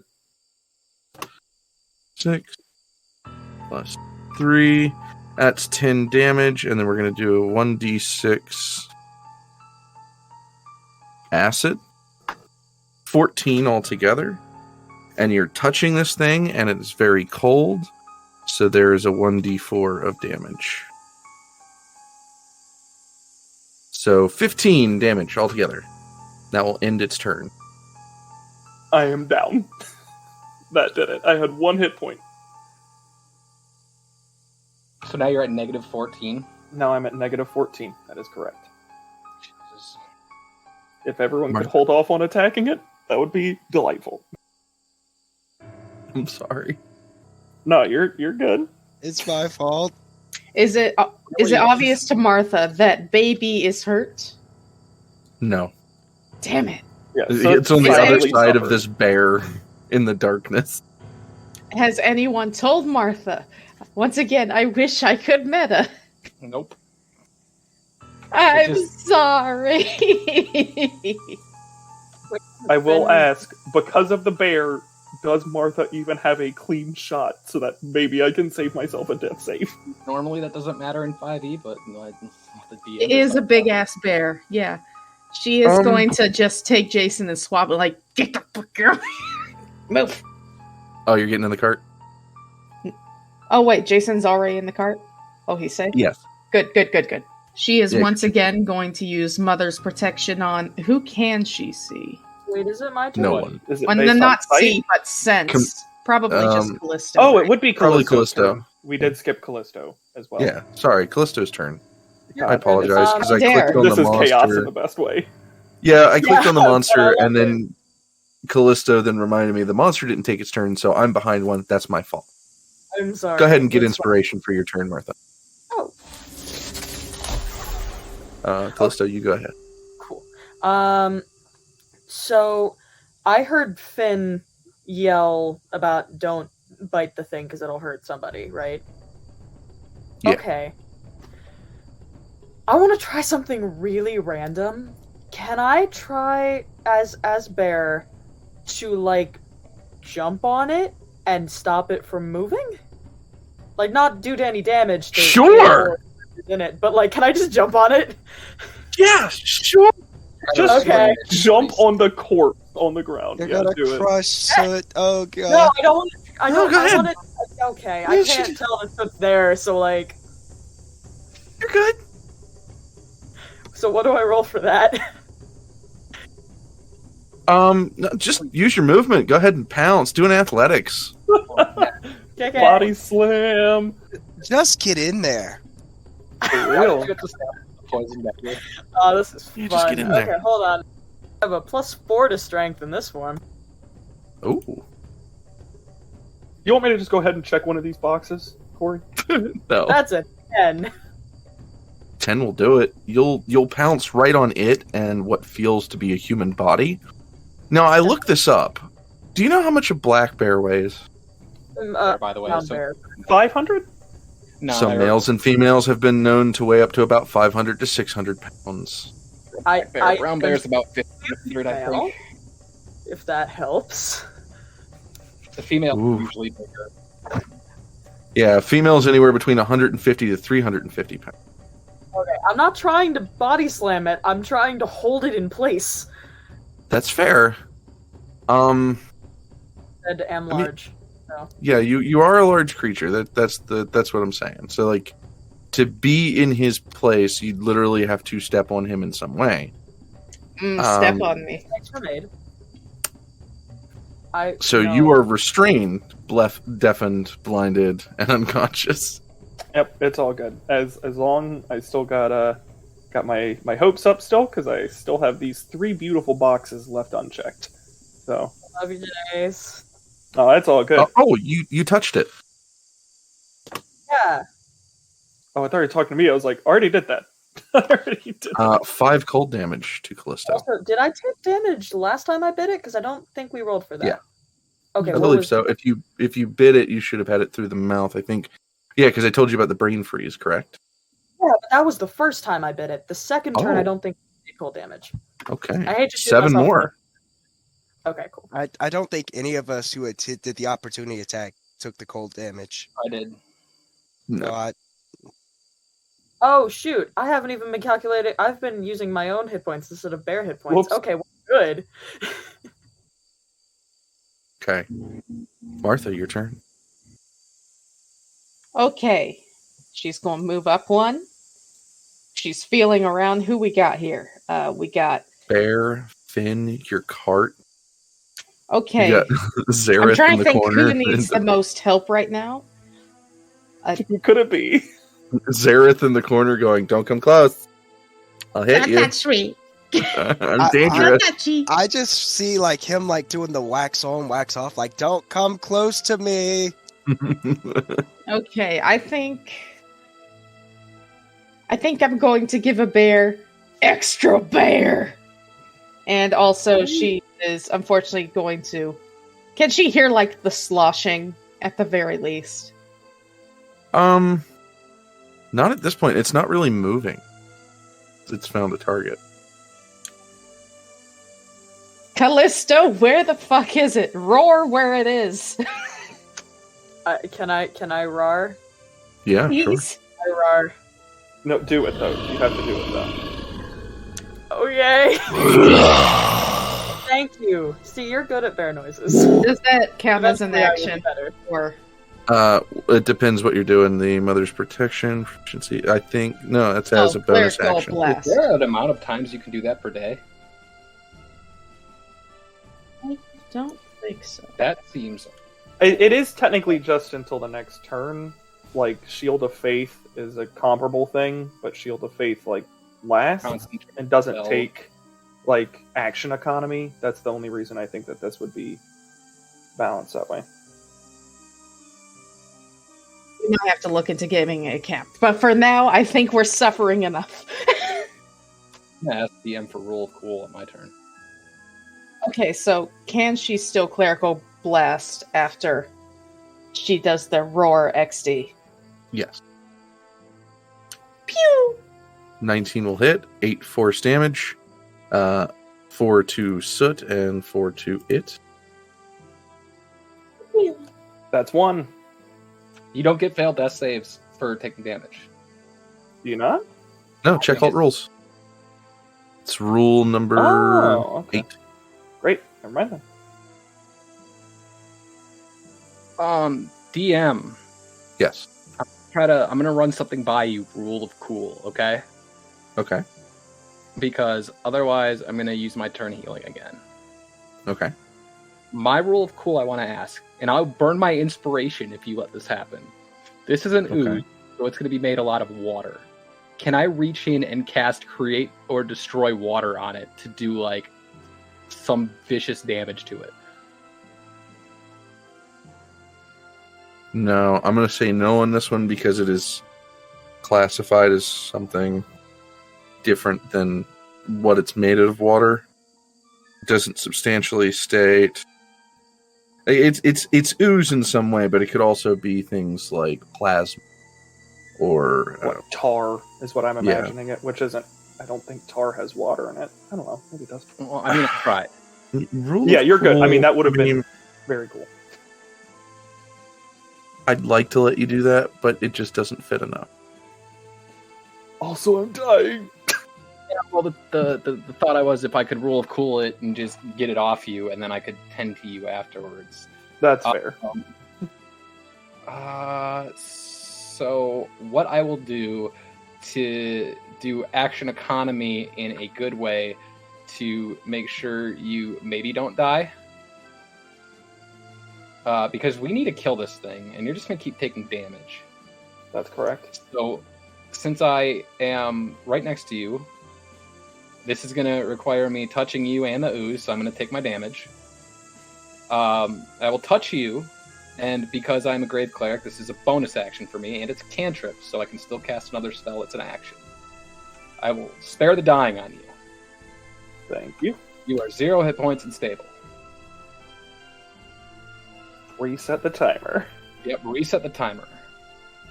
And then, since my hand's already in there, I'm going to grab this ooze, and I'm going to inflict wounds upon it. Hell yeah, baby. Okay. You go ahead and do that. You're going to take 6 points of cold. Oh, Nice! Natural Please 25 murder me. hit. You are Oh my going to sorry. obliterate me. Go ahead and deal damage. Oh my god. You're going to 31. murder him. That is 15. going to be Let's- angry. I have a question, because this is a targeted magical attack that is targeting a creature and not physical force. Would it be transferred to the other creature? Good point, good point. Do you want me to... I can post the spell description. Go ahead and post a spell description for me. That's the wrong thing. I was clicking around. Where is it? I mean, I'll take the 15 because that's a lot of damage. It's a melee. It's a melee spell attack. 3d10 necrotic. I'm grabbing this and sending necrotic energy through it. Yeah, I can see it either way. Like, Here's what we're gonna do. We're gonna, since I couldn't rule a cool it earlier.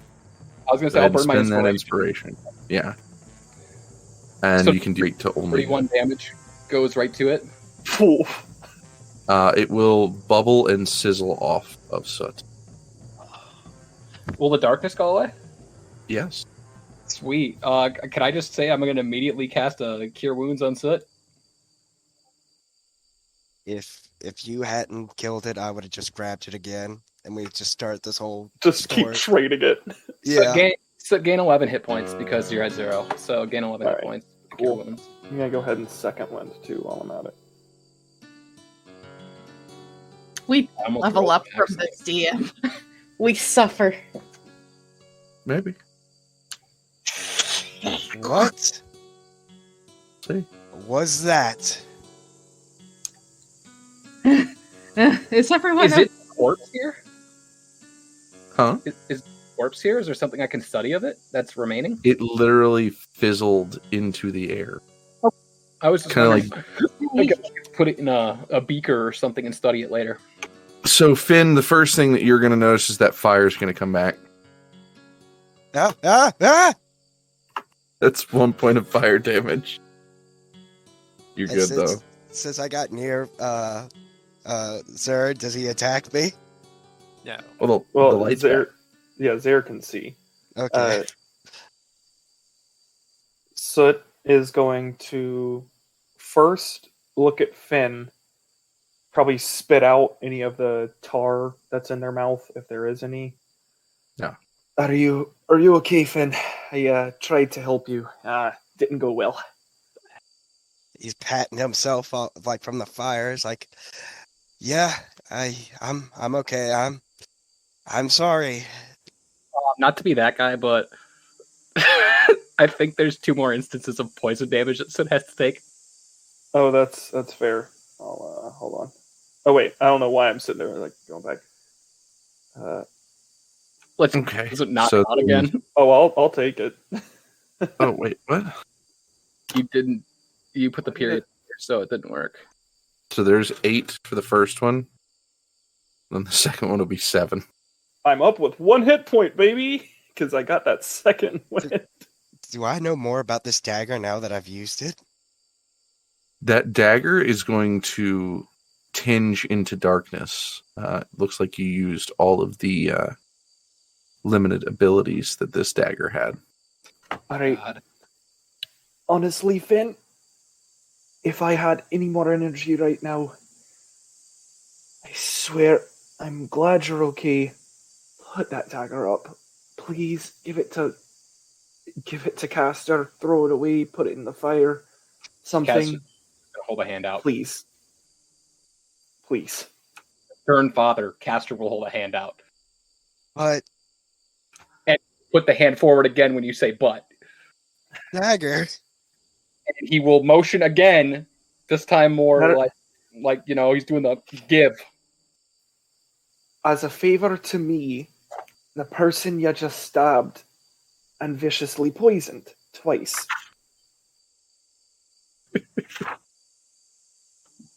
Castor still has his hand out. And his other hand Please. is slowly getting put on his hip. Twist my arm, why don't you? We will. Please just give it to him. I am so debating of doing Phantasmal Force, making him believe I gave him the dagger. Of course, will do damage to him. Not unless you specify there being a dangerous thing. Phantasmal Force can't just be an illusion spell.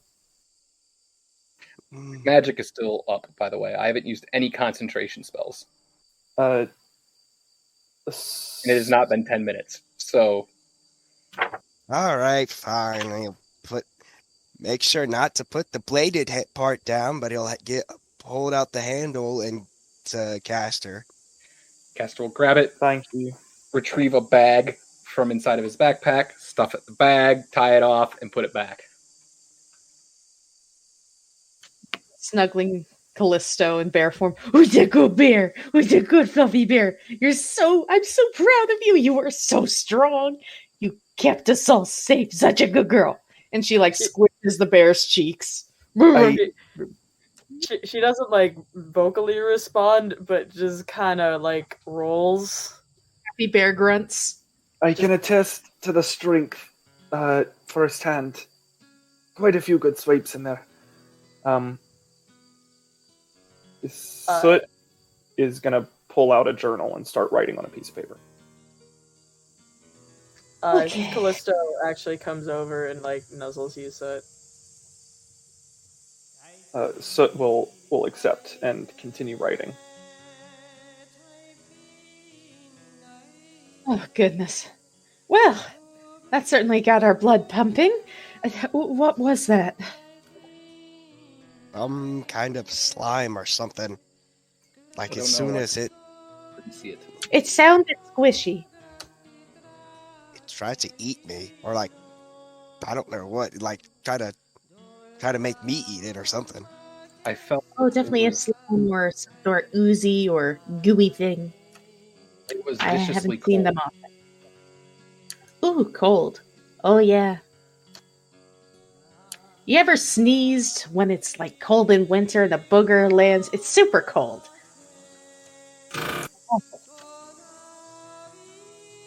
We're off topic.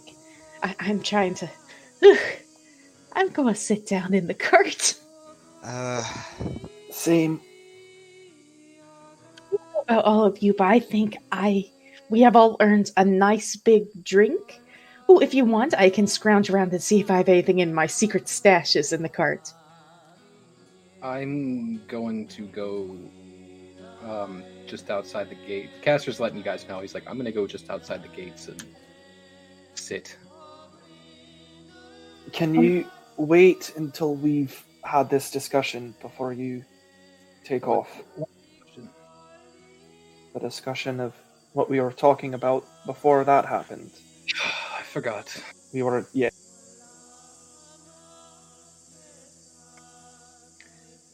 I'm very tired, but yes, let's have the discussion. Okay. Maybe we should go outside the gate. We are not allowed to leave the city. We're not allowed to leave town. Being outside the gate does not mean we are leaving the city. Would probably I'm arise tempted. suspicion. Yes, if we go to leave, they'll probably be on alert to not let us leave. That's also a heads up for you, that if you're going to try to leave the walls, please don't, but also be careful if you do. I can't stop you, and I won't stop you. You're an adult, but understand there's consequences. You really think they're going to hold us all in contempt? Because if so, maybe I should try and go speak to them?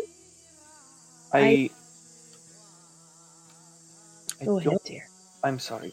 I don't think so, and I don't think you need to do that, because, not to be rude, Martha, but this is I believe a job for the three of us, Zereth, Castor, and myself, the two leaders and the ambassador, to... I don't want you kids to get incriminated.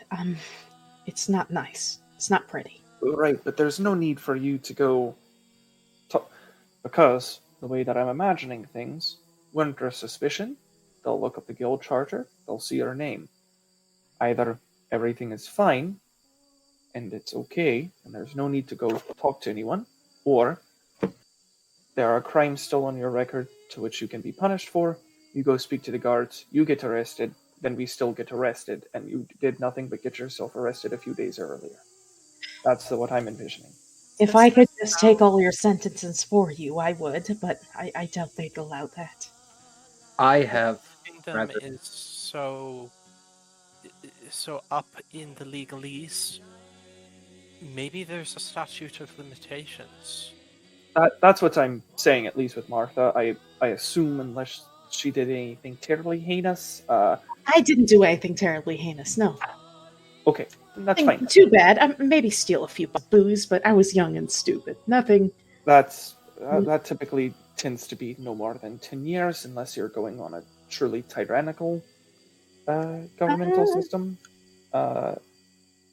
So I assume you probably remember, and they probably have already gotten that. I assume they have. Hopefully, all the guards and people have already died. That's the good thing about being a dwarf. If you just leave and wait, most of the problems go away. Even if they are still alive, it's fine as long as the statute of... Anyway. I don't even know what a statute of limitations is, dear. I was never good with the governings.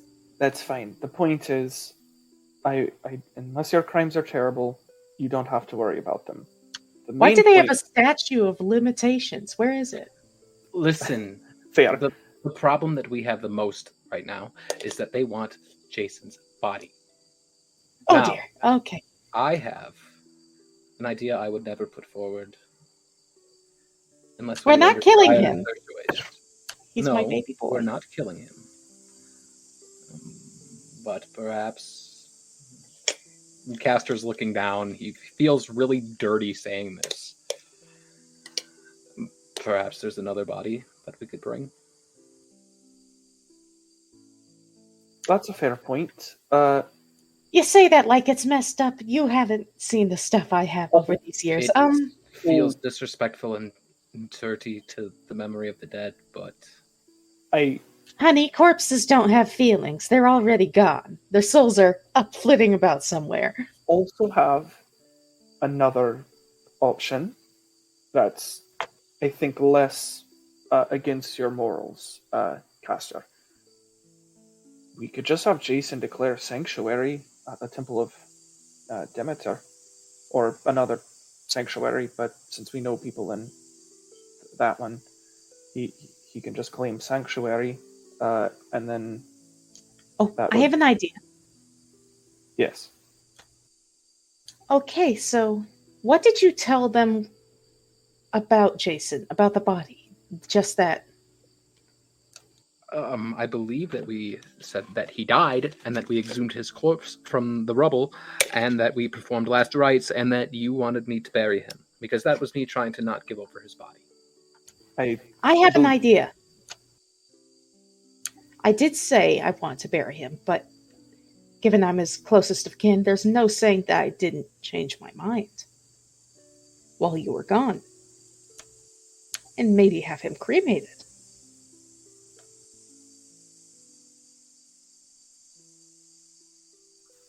All we would need is a pile of ash in a jar. And for Jason to scoot off elsewhere. Jason's good at that.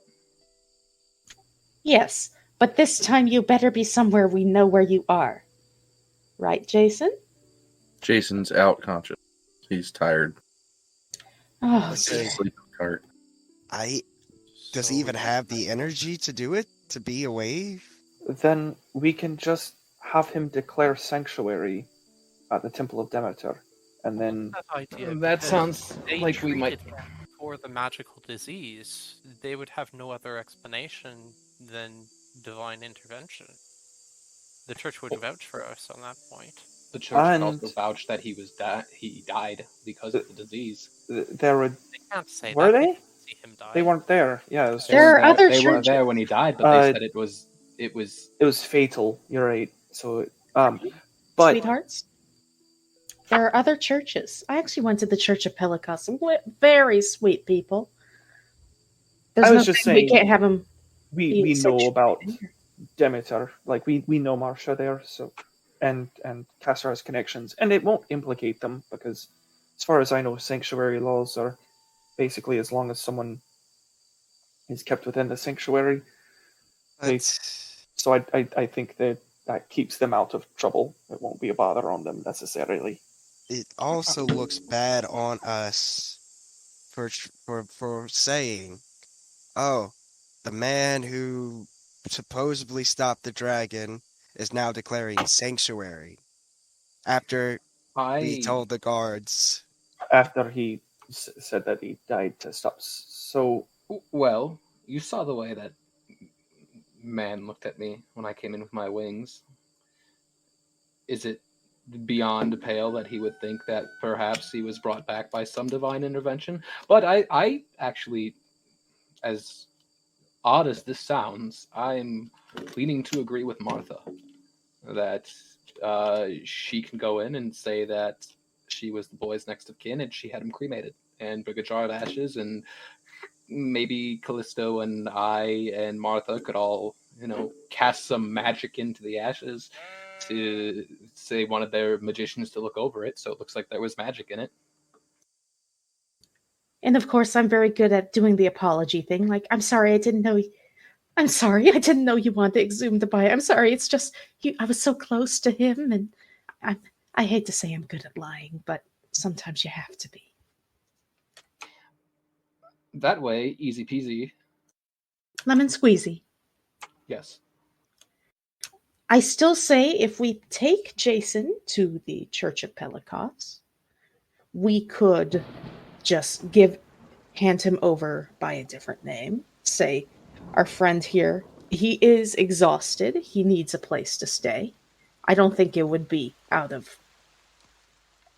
I mean, look at him. I mean, I love him, but look at him. He looks like a homeless, scrappy young lad with some issues. Who's also probably been seen with us. Well, here's the thing. Everyone thinks he's dead. Yes, so why don't we just... He has magic. We'll have to see if he knows disguise self. But he has magic. He knows invisibility. We know that. For fuck's sake, why didn't I think of that? He can get out of the town and go wait for us somewhere. I'll have to talk to him when he wakes up. We'll have to have a rendezvous point. But he's used to living in the forest. I think he'll be fine for a bit. I'm just saying, whatever we do... Go on, sorry. With Jason not being here and either bringing him cremated would look bad on us. And more than likely, as we've all thought, we will be the patsy for this. We're going to be patsies either way. Here's what I say. Here's the two options we have. And I would like, Soot, if you have any knowledge of how the legal system works in Fortosum, if you could tell me how either of these would work out. You seem to have the most knowledge of the area. Maybe, Martha, you said you were never much into the legal system. So I don't know shit. Here's the problem I see. We could either go in, take Jason in, tell the entire truth under a Zone of Truth spell. That would clear us all. Zone of Truths usually aren't admissible in court. But they would be admissible to the guard. The guard would say, well, they're obviously not lying, so I'm not going to charge them. The guard already knows we're not lying about the dragon. He doesn't know that we're not lying. It couldn't hurt.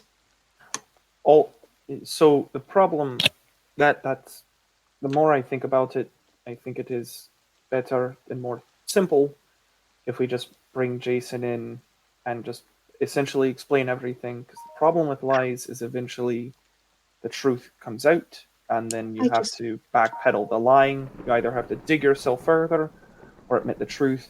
So we can skip that step and just admit the truth.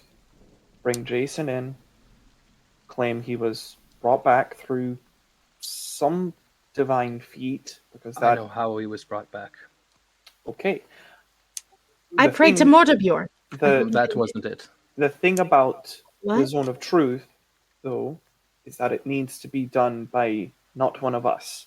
Because they can't prove, like, if you're like, oh, I'm going to cast Zone of Truth, it's like, well, we can just say that. We need a guard or a third party. I agree. Marsha could do it. Sure. And then should be slightly better for us. So I agree with you. Oh, hold up 1 second. What did you mean it wasn't Mordebjorn? I was standing in the middle of the ruins helping with the dead. And then my wings sprouted and something which is odd to me, because as you know, I worship Demeter. I saw feathers and a male voice spoke to me. and it's told me not to judge those who have fought beside me so heroically, and that he would only be able to do this one time. And I asked what he meant, and he said, "You'll find out." So it wasn't her then. Corey, so it's not a terribly religious person, but with the feathers and male voice, can I do some sort of religion check to see if I have any ideas of who that would be? Yeah, sure. Go ahead.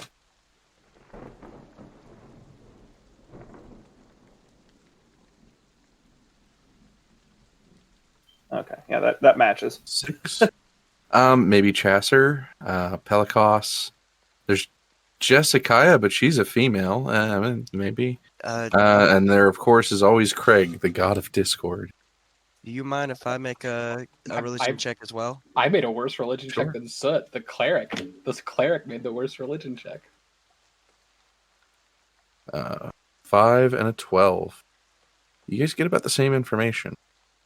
The 12, you might be able to narrow it down. It probably didn't have anything to do with Jessica. I don't know.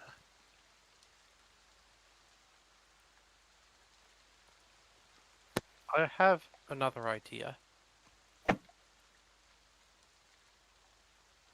And what's Okay. that idea? As far as I can tell, apart from the princess, my mother is next in line for the throne. Can we use nepotism to get out of a prison sentence? Why don't we take Jason directly to my mother? She'd have an idea of what to do legally and how to protect him. Clever boy. I'm very proud She of you. also knows about the ledger. She'd know how to keep quiet about it, but also how to use it to our advantage. Why are we keeping quiet about the ledger? Because we stole it. If we have the ledger, it proves compliance. Perhaps we didn't steal it. I mean, we found it. Also, we'd start a war. Okay, well, perhaps that's what needs to happen. Or, I mean, you could literally go, yes, Lord Vagrant did this. It was unbeknownst to us. And he's now possessed by a demon, so it kind of seems like he got what was coming to him. Could still start a war. I'm quite done with wars. And I'm done with lying. I'm not a big fan of keeping things hidden, because that is the problem. When you keep things hidden, when the truth comes out, everyone's mad that the truth was hidden for so long. We can tell the truth about Jason. I'm saying let's keep that ledger on the down low because it could start way more than just the moral implications between lying and telling the truth. If we tell the truth, more people are going to die. Okay, let's go for drinks. If anybody approaches us and asks us about Jason, we say wherever he is, he's having a good time. I'm going to stay at the cart. I'm too tired to go for drinks. I could try and find some drinks here at the cart. I am also too tired for drinks, but that's the best time to go for drinks. Can Entire Martha- time, Callisto, who is still bare, has been slowly falling asleep. Castor is trying his best to support her as she's leaning sideways, but she is a bear and he is a small man. Well, he's not small. He's tall, but he's small. He's going to get squished. Weak man. Terrible. DM, can Martha do what would it be? An investigation check? Just check all the nooks and crannies of her cart to see if she has anything still in there. Sure. I mean, what are you searching for exactly? Booze or drugs? Okay. So, a 9, there's at least a bottle of wine. Who wants some wine? Not me. I'm going to go to the bar. I owe Finn and Zereth some drinks, and I think I'd like to try some heartier stuff than wine. Perhaps on a later night, Martha, for a more special occasion. All right, she'll put the wine back in the cart and I'll mark it up, and we can go to the bar. I'll join you in a little bit. Castor is going to say that he'll stay at the cart and watch over Jason and Callisto. And Thank you. Will as well. Finn, you're And- not joining us? I'm not much of a drinker, and it's been a rough night. I would just like to sit by the fire and calm down. Okay. I've been in a haze pretty much all day. Understandable, dear. Yeah, I need to relax. Enjoy the soup. Well, I guess it's just you and me, hun. Bar Yes, girl. that sounds fine. Zare, you said you would be joining us. We'll be at the. Did Isaac give us the name of the inn? I presume there's like a tavern at like the ground floor of it. Yeah, we can run up a tab. Yeah, because that's where I'm going to tell everyone or Zare to meet us. Probably pretty much any inn. Okay. Oh, I guess, and just bill it to the state. Would Martha know of a good inn nearby? Or bar? Well, Fertosum does have a few good places. Let me go ahead and... Would it be history for her because she's old? Where's Scoob? Maybe. Yeah, go ahead and roll a history for me. The interdimensional traveler. She knows more about booze places than her own cart. History, 15.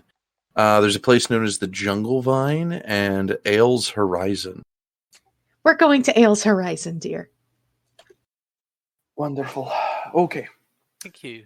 Let's go. Anyone who changes their mind, you'll know where to find us. Finn, I will buy you a drink later, but I do still owe you one. I could do with a bottle of whiskey. Oh, okay. Let me dry.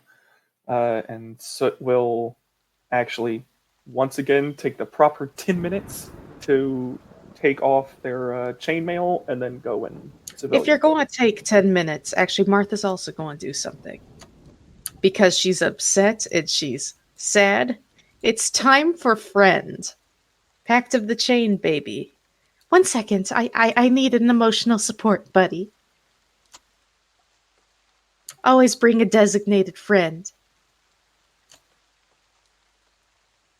And I will cast that. And I doubt we really need the stats for it right now, but No.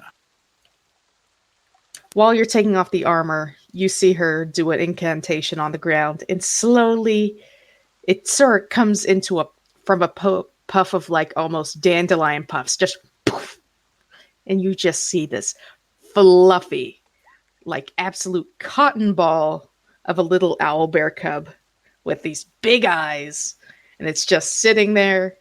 It kind of tumbles forward in a little somersault and just goes, it's so cute.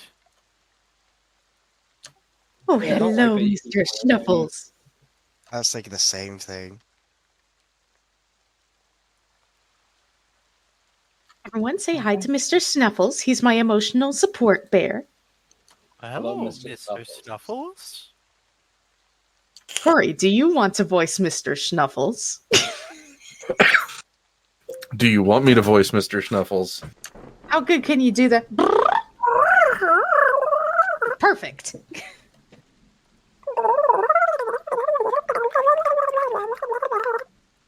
Hey, He's very chatty. can we see that thing? Yes, I will send a picture. It is too cute. Let me Please, grab Oh, I the meant picture. another thing. what thing? It's on the map. Jace can Oh, see it. yeah. No, okay. I wasn't sure if it was just like accidentally on the map or something. I just wanted to make sure there wasn't. No. Puffy Fluff. Okay, to the bar we go. And she picks up the baby and just puts it in like the pocket in her apron. It's like a dog. It's like a lady with her chihuahua.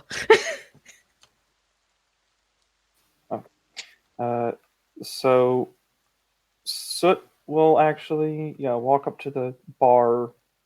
How much would it cost to just buy a whole bottle of whiskey straight up? Probably like a gold. God, yeah, okay, I got that. I'll buy a bottle of whiskey for us to share. And then So the place that you're looking at looks kind of run down. The outside doesn't look fantastic. But once walking in, you're going to notice that they have a selection of almost 200 different types of liquor. Place. Martha's just saying, like, quietly, like, please don't remember me. Please don't remember me. Please don't remember me. Please don't remember me. Okay, let's sit down at a booth. Unless you want to go to the bar top. booth is fine. I need to relax and spread out, if that's okay. And Oh, I am more than happy with that. process things. So we'll go up to the bar, buy a bottle. I went ahead and docked, and then we'll sip on it and then pass it to Martha. Okay. Martha's going to pour, I'd say, about a good half of it into a glass, then just hand him the bottle back. And she's just going to start, not sipping, just like, you know how you drink water, like 1 or 2 gulps, like that. Like how I drink whiskey, got it. I can't drink. I'm a baby for whiskey. I gotta. She's 200 years old. She has a tolerance. Tolerance. I honestly was hoping that more people would be here so that we could get rowdy, so that I wouldn't have to be with my thoughts. You know. I'm here, dear. I understand that. Or okay. I mean, if you want to get rowdy with me. I'm married. I said rowdy. I didn't say wild. And I used to get rowdy, not so much anymore. I'll pass on that, Martha. I appreciate you thinking that I appreciate. I'm not going to dig this hole any deeper. Anyway, just way too many things have happened today, and I am fighting back the urge to just leave town and just not have to bother with this. Won't have to lie, won't have to fight for the truth. Can just leave and not have to worry about it. A long time ago, I would have just left too, but I've learned that it usually doesn't end well. I mean, just leaving is what my husband did, and look at what that's done. It's just that's fair. I don't really know how to do anything other than leave. The last time something difficult happened, I could have stayed. I could have done something and I left. And I don't know what to do now. I've never really been needed to be an adult. And now that I do, and I'm the leader of this guild, and now It's scary. Yes, I'm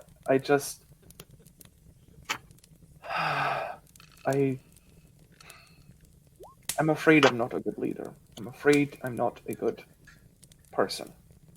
You are a good person, and I think you're a good leader. You need more time to learn and practice, yes, but how about this? When I first left my home village, I was quite stupid. I'll put it bluntly. I didn't know a lot. Possibly far less than you do now. I didn't even know what a cow was. I was like, what's that big fat deer? And I walked up to it. Don't do that. Don't walk up behind a cow. There's a lot of things that can only be taught with experience. It's like when your mother tells you, oh, don't put your hand near the fire, it'll burn. You can say that, but you won't fully understand what that means until you actually burn your hand. Life is all about making mistakes and having experiences. Not all of them will be pleasant, but without all those unpleasant bits, all those really good bits wouldn't feel quite as good. The world has a strange way of keeping things in balance like that. I don't like that, because, I mean, that is true, but it's kind of the other way around. I found so many good things have been ruined in retrospect, and that things that I thought were good, I can now look back and see the shadows and everything that was going wrong, and And the fact I didn't notice it, it hurts me now that I can't, that I saw those mistakes and that I could have stopped them. Even as a child, I could have stopped them, and I didn't. And now I'm here like this. Martha nods and takes a big gulp of her whiskey. I cannot tell you how many mistakes I have made in my life, and my husband has made in his, that have made the world a worse place. It's not a good feeling. There are some people, quite a few that were very close, that aren't here anymore because of decisions I made. And it does hurt. And I can't say it will get better, not fully. But all you can really do is keep your chin up and keep going, because just laying around and doing nothing often just does even more harm than good. You can't run away, and you can't just lay around and try and sleep it off. It never works. Well, I suppose that's true. Here's to fighting the good fight, then? Here's to fighting the good fight. Clink. Clink. Corey, do you want to cut away before we get too deep into both character and personal trauma? Yeah, I mean, I was saying we could go back to the fire. Yeah, we can head back to the fire. Who's still around the fire? All right, so it's Castor, Callisto, Zereth, and Finn. And so Castor is going to plop next to the fire, and he's going to notice sleepy Callisto, and he's just going to kind of like pat his head down, or pat his hand like down on his shoulder or his lap, whatever. So she's still a bear, and she can just kind of rest on him.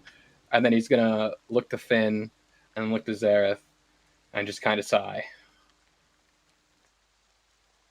Castor, I have to apologize. I kind of left you hanging back there before the prison. I wasn't quite sure with Jason so recently departed, so I thought if it was the right time to dump what I know on you. What is it that you know? Well, quite a lot, actually. I mean, it's all kind of up in the air, literally and figuratively. My best friend back from Aharata is a priestess. She's quite a good one. She made me want to pay attention during school. See, before the 12-fold pantheon came into vogue, around the time I was born, about 24, 25 years ago, my elders learned the ways of the old light, and I was taught from them in our temple. We learned that the first of the divinities sacrificed himself to overcome his brother's darkness, becoming consumed in the process. And while trapped, he created a host of angels who suppressed the darkness that tempts mortals and poured light of the sun onto the earth. There are tales of sometimes that one of these angels chooses a mortal soul as an instrument. I believe you live to help fulfill a Deva's purpose, or an Ahura, or an Archon, or something. They watch over their chosen, and they give them visions, like you've been having.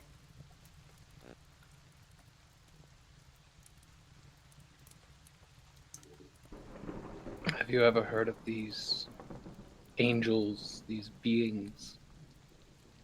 And Castor's going to look into the fire,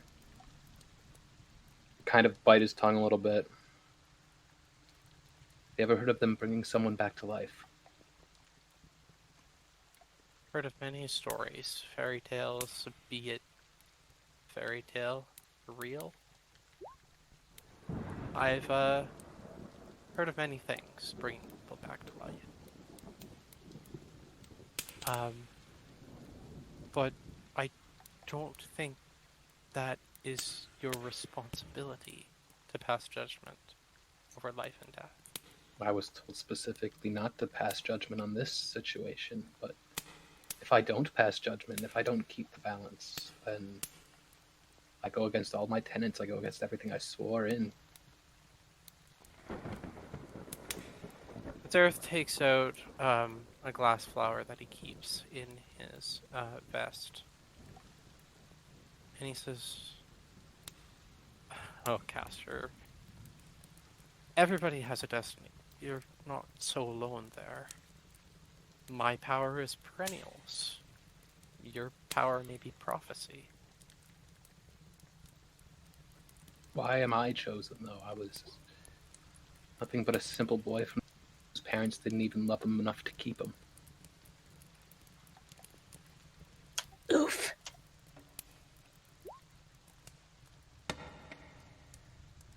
Well, I think that might be a conversation that you have with someone else.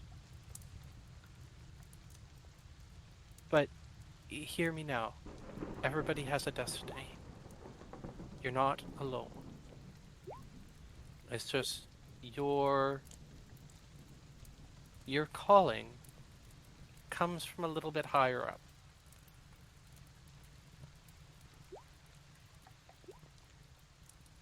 I'm gonna go take off and grab my drinks with the boys.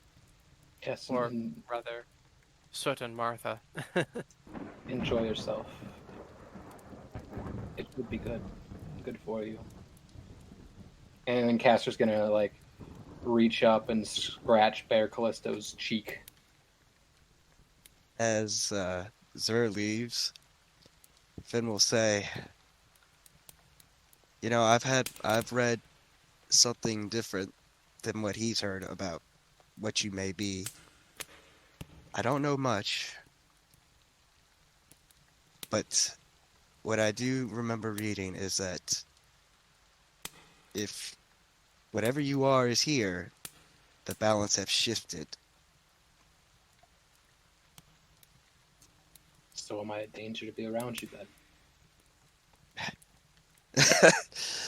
I think we're all a danger to be around each other. Look at what chaos we've caused. But I'm asking you, should I leave? God, no. God's no. Callisto, who has just kind of woken up, bites your hand at that.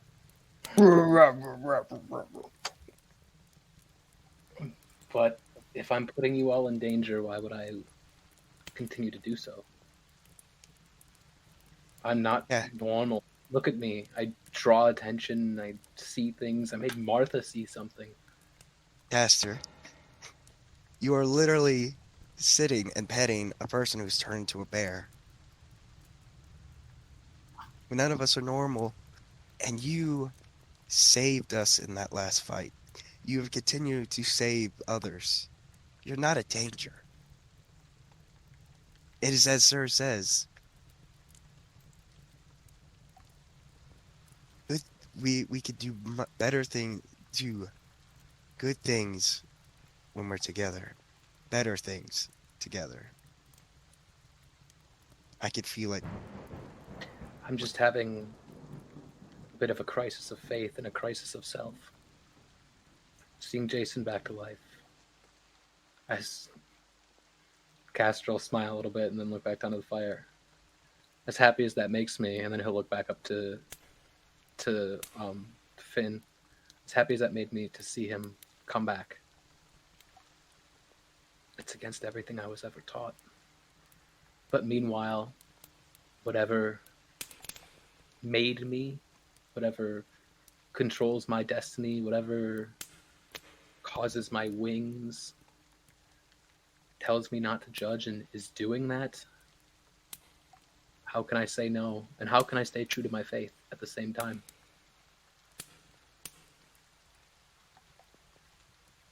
I don't have the answer for that. I feel like I should talk to Marsha about that one. It might do some good. But meanwhile, I Go just ahead. want to relax under this fire with my first and greatest friend and my new My newest and one of my greatest friends. Finn will smile at that, and he will start to play a very soft, like, just soothing tune, and say, "No, Okay, go ahead. on. No. You know, you're not the only one who's had dreams. Before I set out on my journey, I had a dream as well.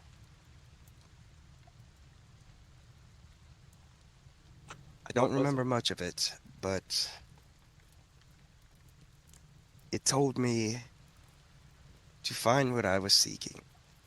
I must go to the place of statues of stone and where craters are boundless.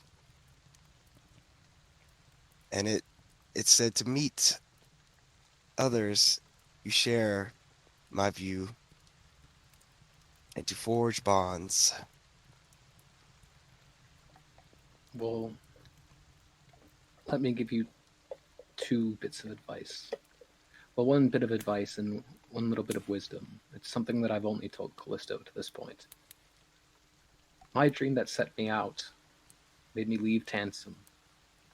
It was a combination of watching the crystal fall, and then, on top of that, a large battle. Dead everywhere. In the middle of it. Can't see what happened. But my advice for you: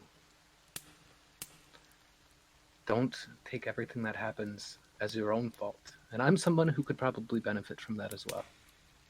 Because when Jason died, I viewed it as a failing on my part. That I wasn't there to save him in time, that my magics weren't strong enough, that I couldn't do anything about it because of the strict tenets that I follow. Other people might be willing to use that crystal that we have to bring him back, but I wasn't prepared to.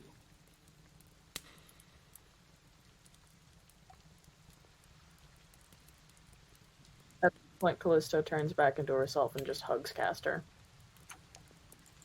Castor still has his hand up there and just kind of like pats her and has her close, and you can tell he's really kind of deep and introspective right now. The way he's like looking into the fire, he's got a lot that he's thinking about. He's just been told by 2 different people kind of different things about him. One, that you're an angelic being that descends from celestials. Another one, you're here and that means the balance is fucked, dog.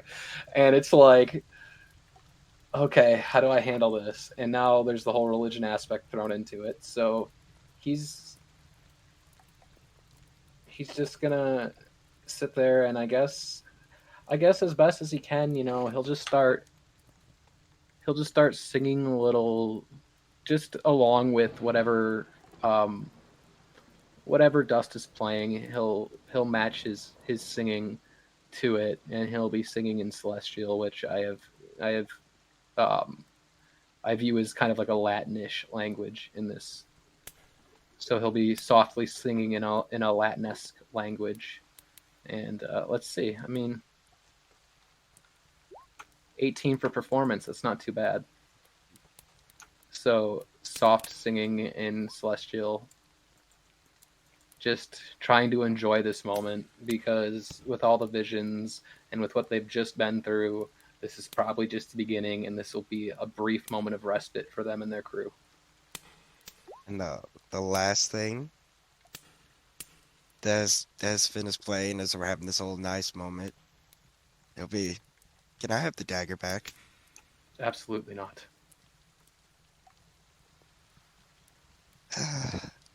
Worth a shot. It was worth a shot, but I'll be holding on to this. And if I can sweeten the deal, I know for a fact that the dagger no longer has that poison. Because I used it all on you. No, it wasn't me. It was Dust. It was Soot. Yeah.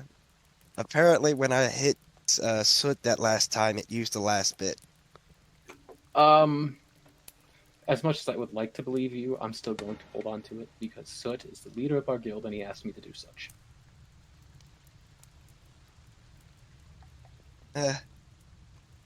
I'll get it back. No, you won't. A winsome smile. We'll see. Castor will smile back at him. It's a wager you have there. Whether or not he'll be able to convince me to get that back to you.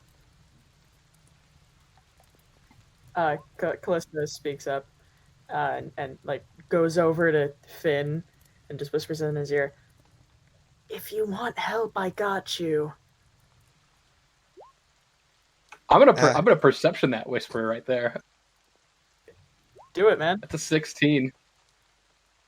Oh, geez. Do I roll a deception or what am I rolling? I guess a deception or stealth. I'm gonna make it stealth.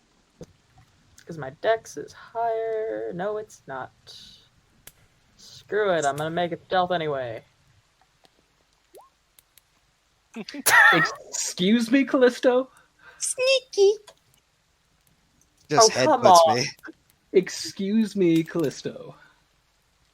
He deserves at least a little bit of help. I mean, come on, you're perceptive as hell. I'm not that perceptive, and he's not saying he's going to steal it from me. He's saying he's going to convince me to give it to him. I didn't say I wasn't going to steal it. Oh, well It's then, true. now that I know your plan...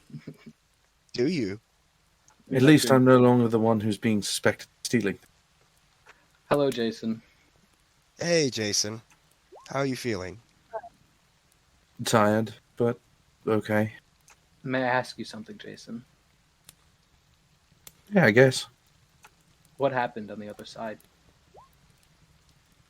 Couldn't tell you. After the explosion, that was it. Then the cart. So, there's nothing? Just it's as if I was asleep. That's about it. No dream. Just thing.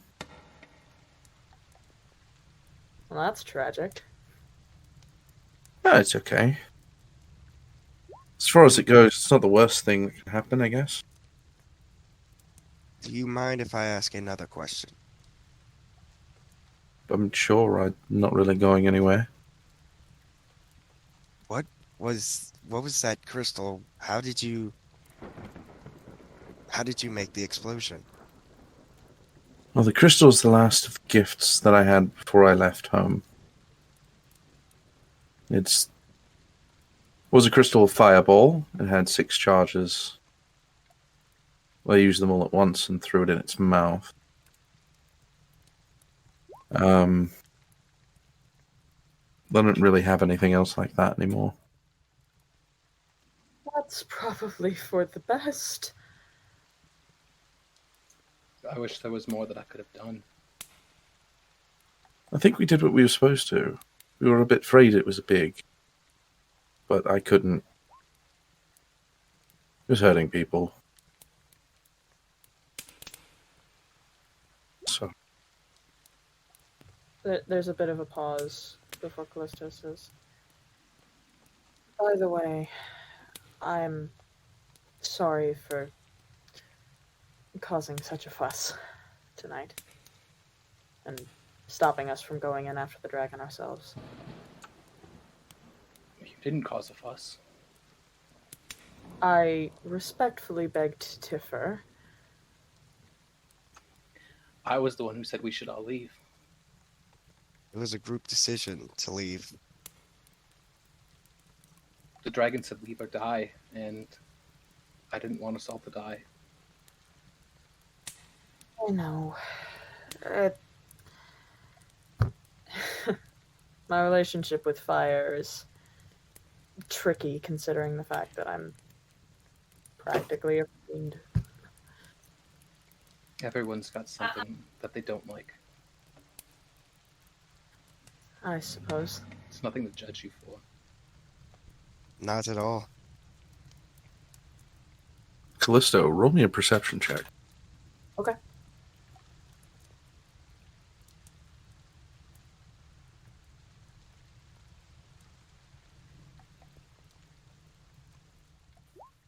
That's a natural one. You're going to miss it.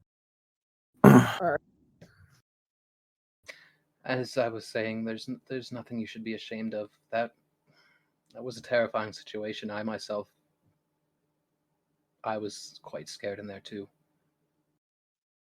I think we all were. I was terrified. She kind of just huffs to herself. It's like, I understand that it was terrifying. I get that.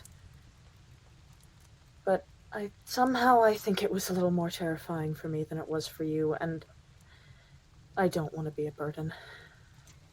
You're not. Just that wasn't your forte. In other moments, you've helped me when I couldn't help myself, and I've helped Finn when he couldn't help himself, and Finn's helped Soot when he couldn't help him. We've all helped each other in situations where we can't do what we wish we could. That's what being part of a team is about. That's what friendship's about. And I was selfish and died, so... You were. And I had to dig your body out and then ask Martha what she wanted done with it. Oh, did I poop myself? No. Okay, so I can check that off. That doesn't happen when you die. No, it happens sometimes, but you must not have eaten too much because you were sick. Oh. More pancakes, then. And besides, you tried to at least give me some comfort when I was stuck in my head and angry at myself. Forgot about that. We're a team. We're friends. We all have distinct strengths and weaknesses, and we use those to make up for each other. I appreciate that. I mean, if there was a situation where some big hulking brute was coming down on me and wanted to fight me, you could turn into a bear and dismember him. And if there's a point where you fell and hurt yourself severely, I could heal you. And if there was a point where I needed just a little bit to push me over that edge, just that little bit of vigor and whim, it would be coming from Finn over here. And Soot, that man can hold a line like nothing I've ever seen. And Zereth is incredibly talented at jumping around, but also he's got a soft heart. And he's very good at helping people. Martha, we all know Martha's great. She's like a mother to us. And you're wonderful. We all do our own things, and it's nothing to be ashamed of. Zer, go ahead and do me a favor. Yeah. Roll me a perception. Yes, sir. Sorry, Callisto, continue. But I was just going to say, I appreciate your patience with me. I appreciate your patience with me, all of you. I'm not the most socially gifted individual when it comes to one-on-one situations. I didn't really... Callisto, you were my first friend in my whole life. I didn't have any friends at Tansum. I spent all my time studying. It's why... And then he'll switch between the 4 languages he knows as he's going through it. He'll be like, it's why I know how to speak all these languages. And it'll go between Celestial, Common, Infernal, and Primordial. And it's why I know so much about nature. I studied because Demeter's also the goddess of agriculture and nature. I almost took the path of nature. But there was something that happened in my early years before my parents sent me away, where someone stepped on a rat, and I picked it up in my hands, feeling for it, and magic coursed through me and fixed it. And so I felt like I had to help with the cycle of life and death. I kept that rat from dying. It wasn't its time yet. A very sweet story. It's what put me on my path today. Taking away from that for Go on. Sir, you're going to see something crawling in the darkness just behind the group. Awesome.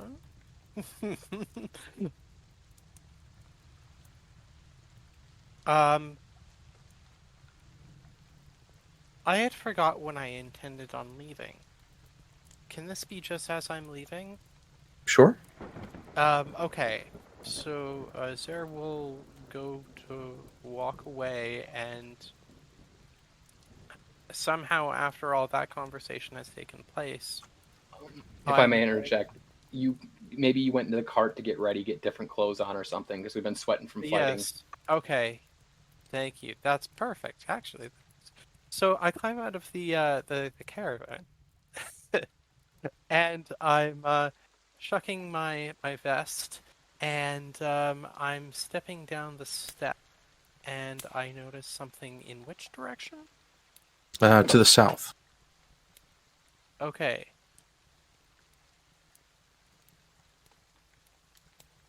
I am going to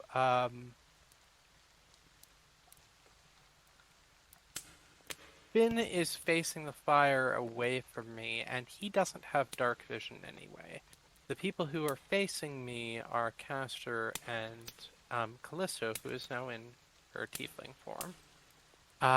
So I am going to wave them down and point into the darkness, point to my eyes, point to the darkness.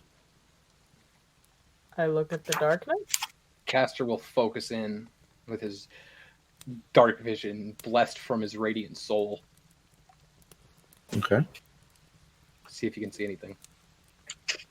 There's a small creature, something kind of worming its way on the ground. Closer inspection would probably be better. Castor will get up and go walk over towards it, I guess. New So pet? This is a good place to end it for the night. However, No! we're going to end off with what you see. You're going to head over into the darkness, just outside of the reach of the fire. And worming on the ground, seeming to try to make its way to the gate, is an corroded, necrotic dragon finger. I was going to say, and also on my way in, I was going to cast light in my hand and hold it up so that Zereth and Finn could see if they decide to follow me. Oh yeah. So they would see the same sight. A very wormed, kind of quickly moving finger inching its way to the main gate. Oh, I really want to resolve this. I really want to resolve this because I have a great thing that I know I'm going to forget. Write it down. Put it in your Write it notes. down in your character sheet. That's what I mean, did. I just put in Martha's ideals section. Martha is crunk. Good point I need to write down. I'm going to ask Zereth if he's got anything.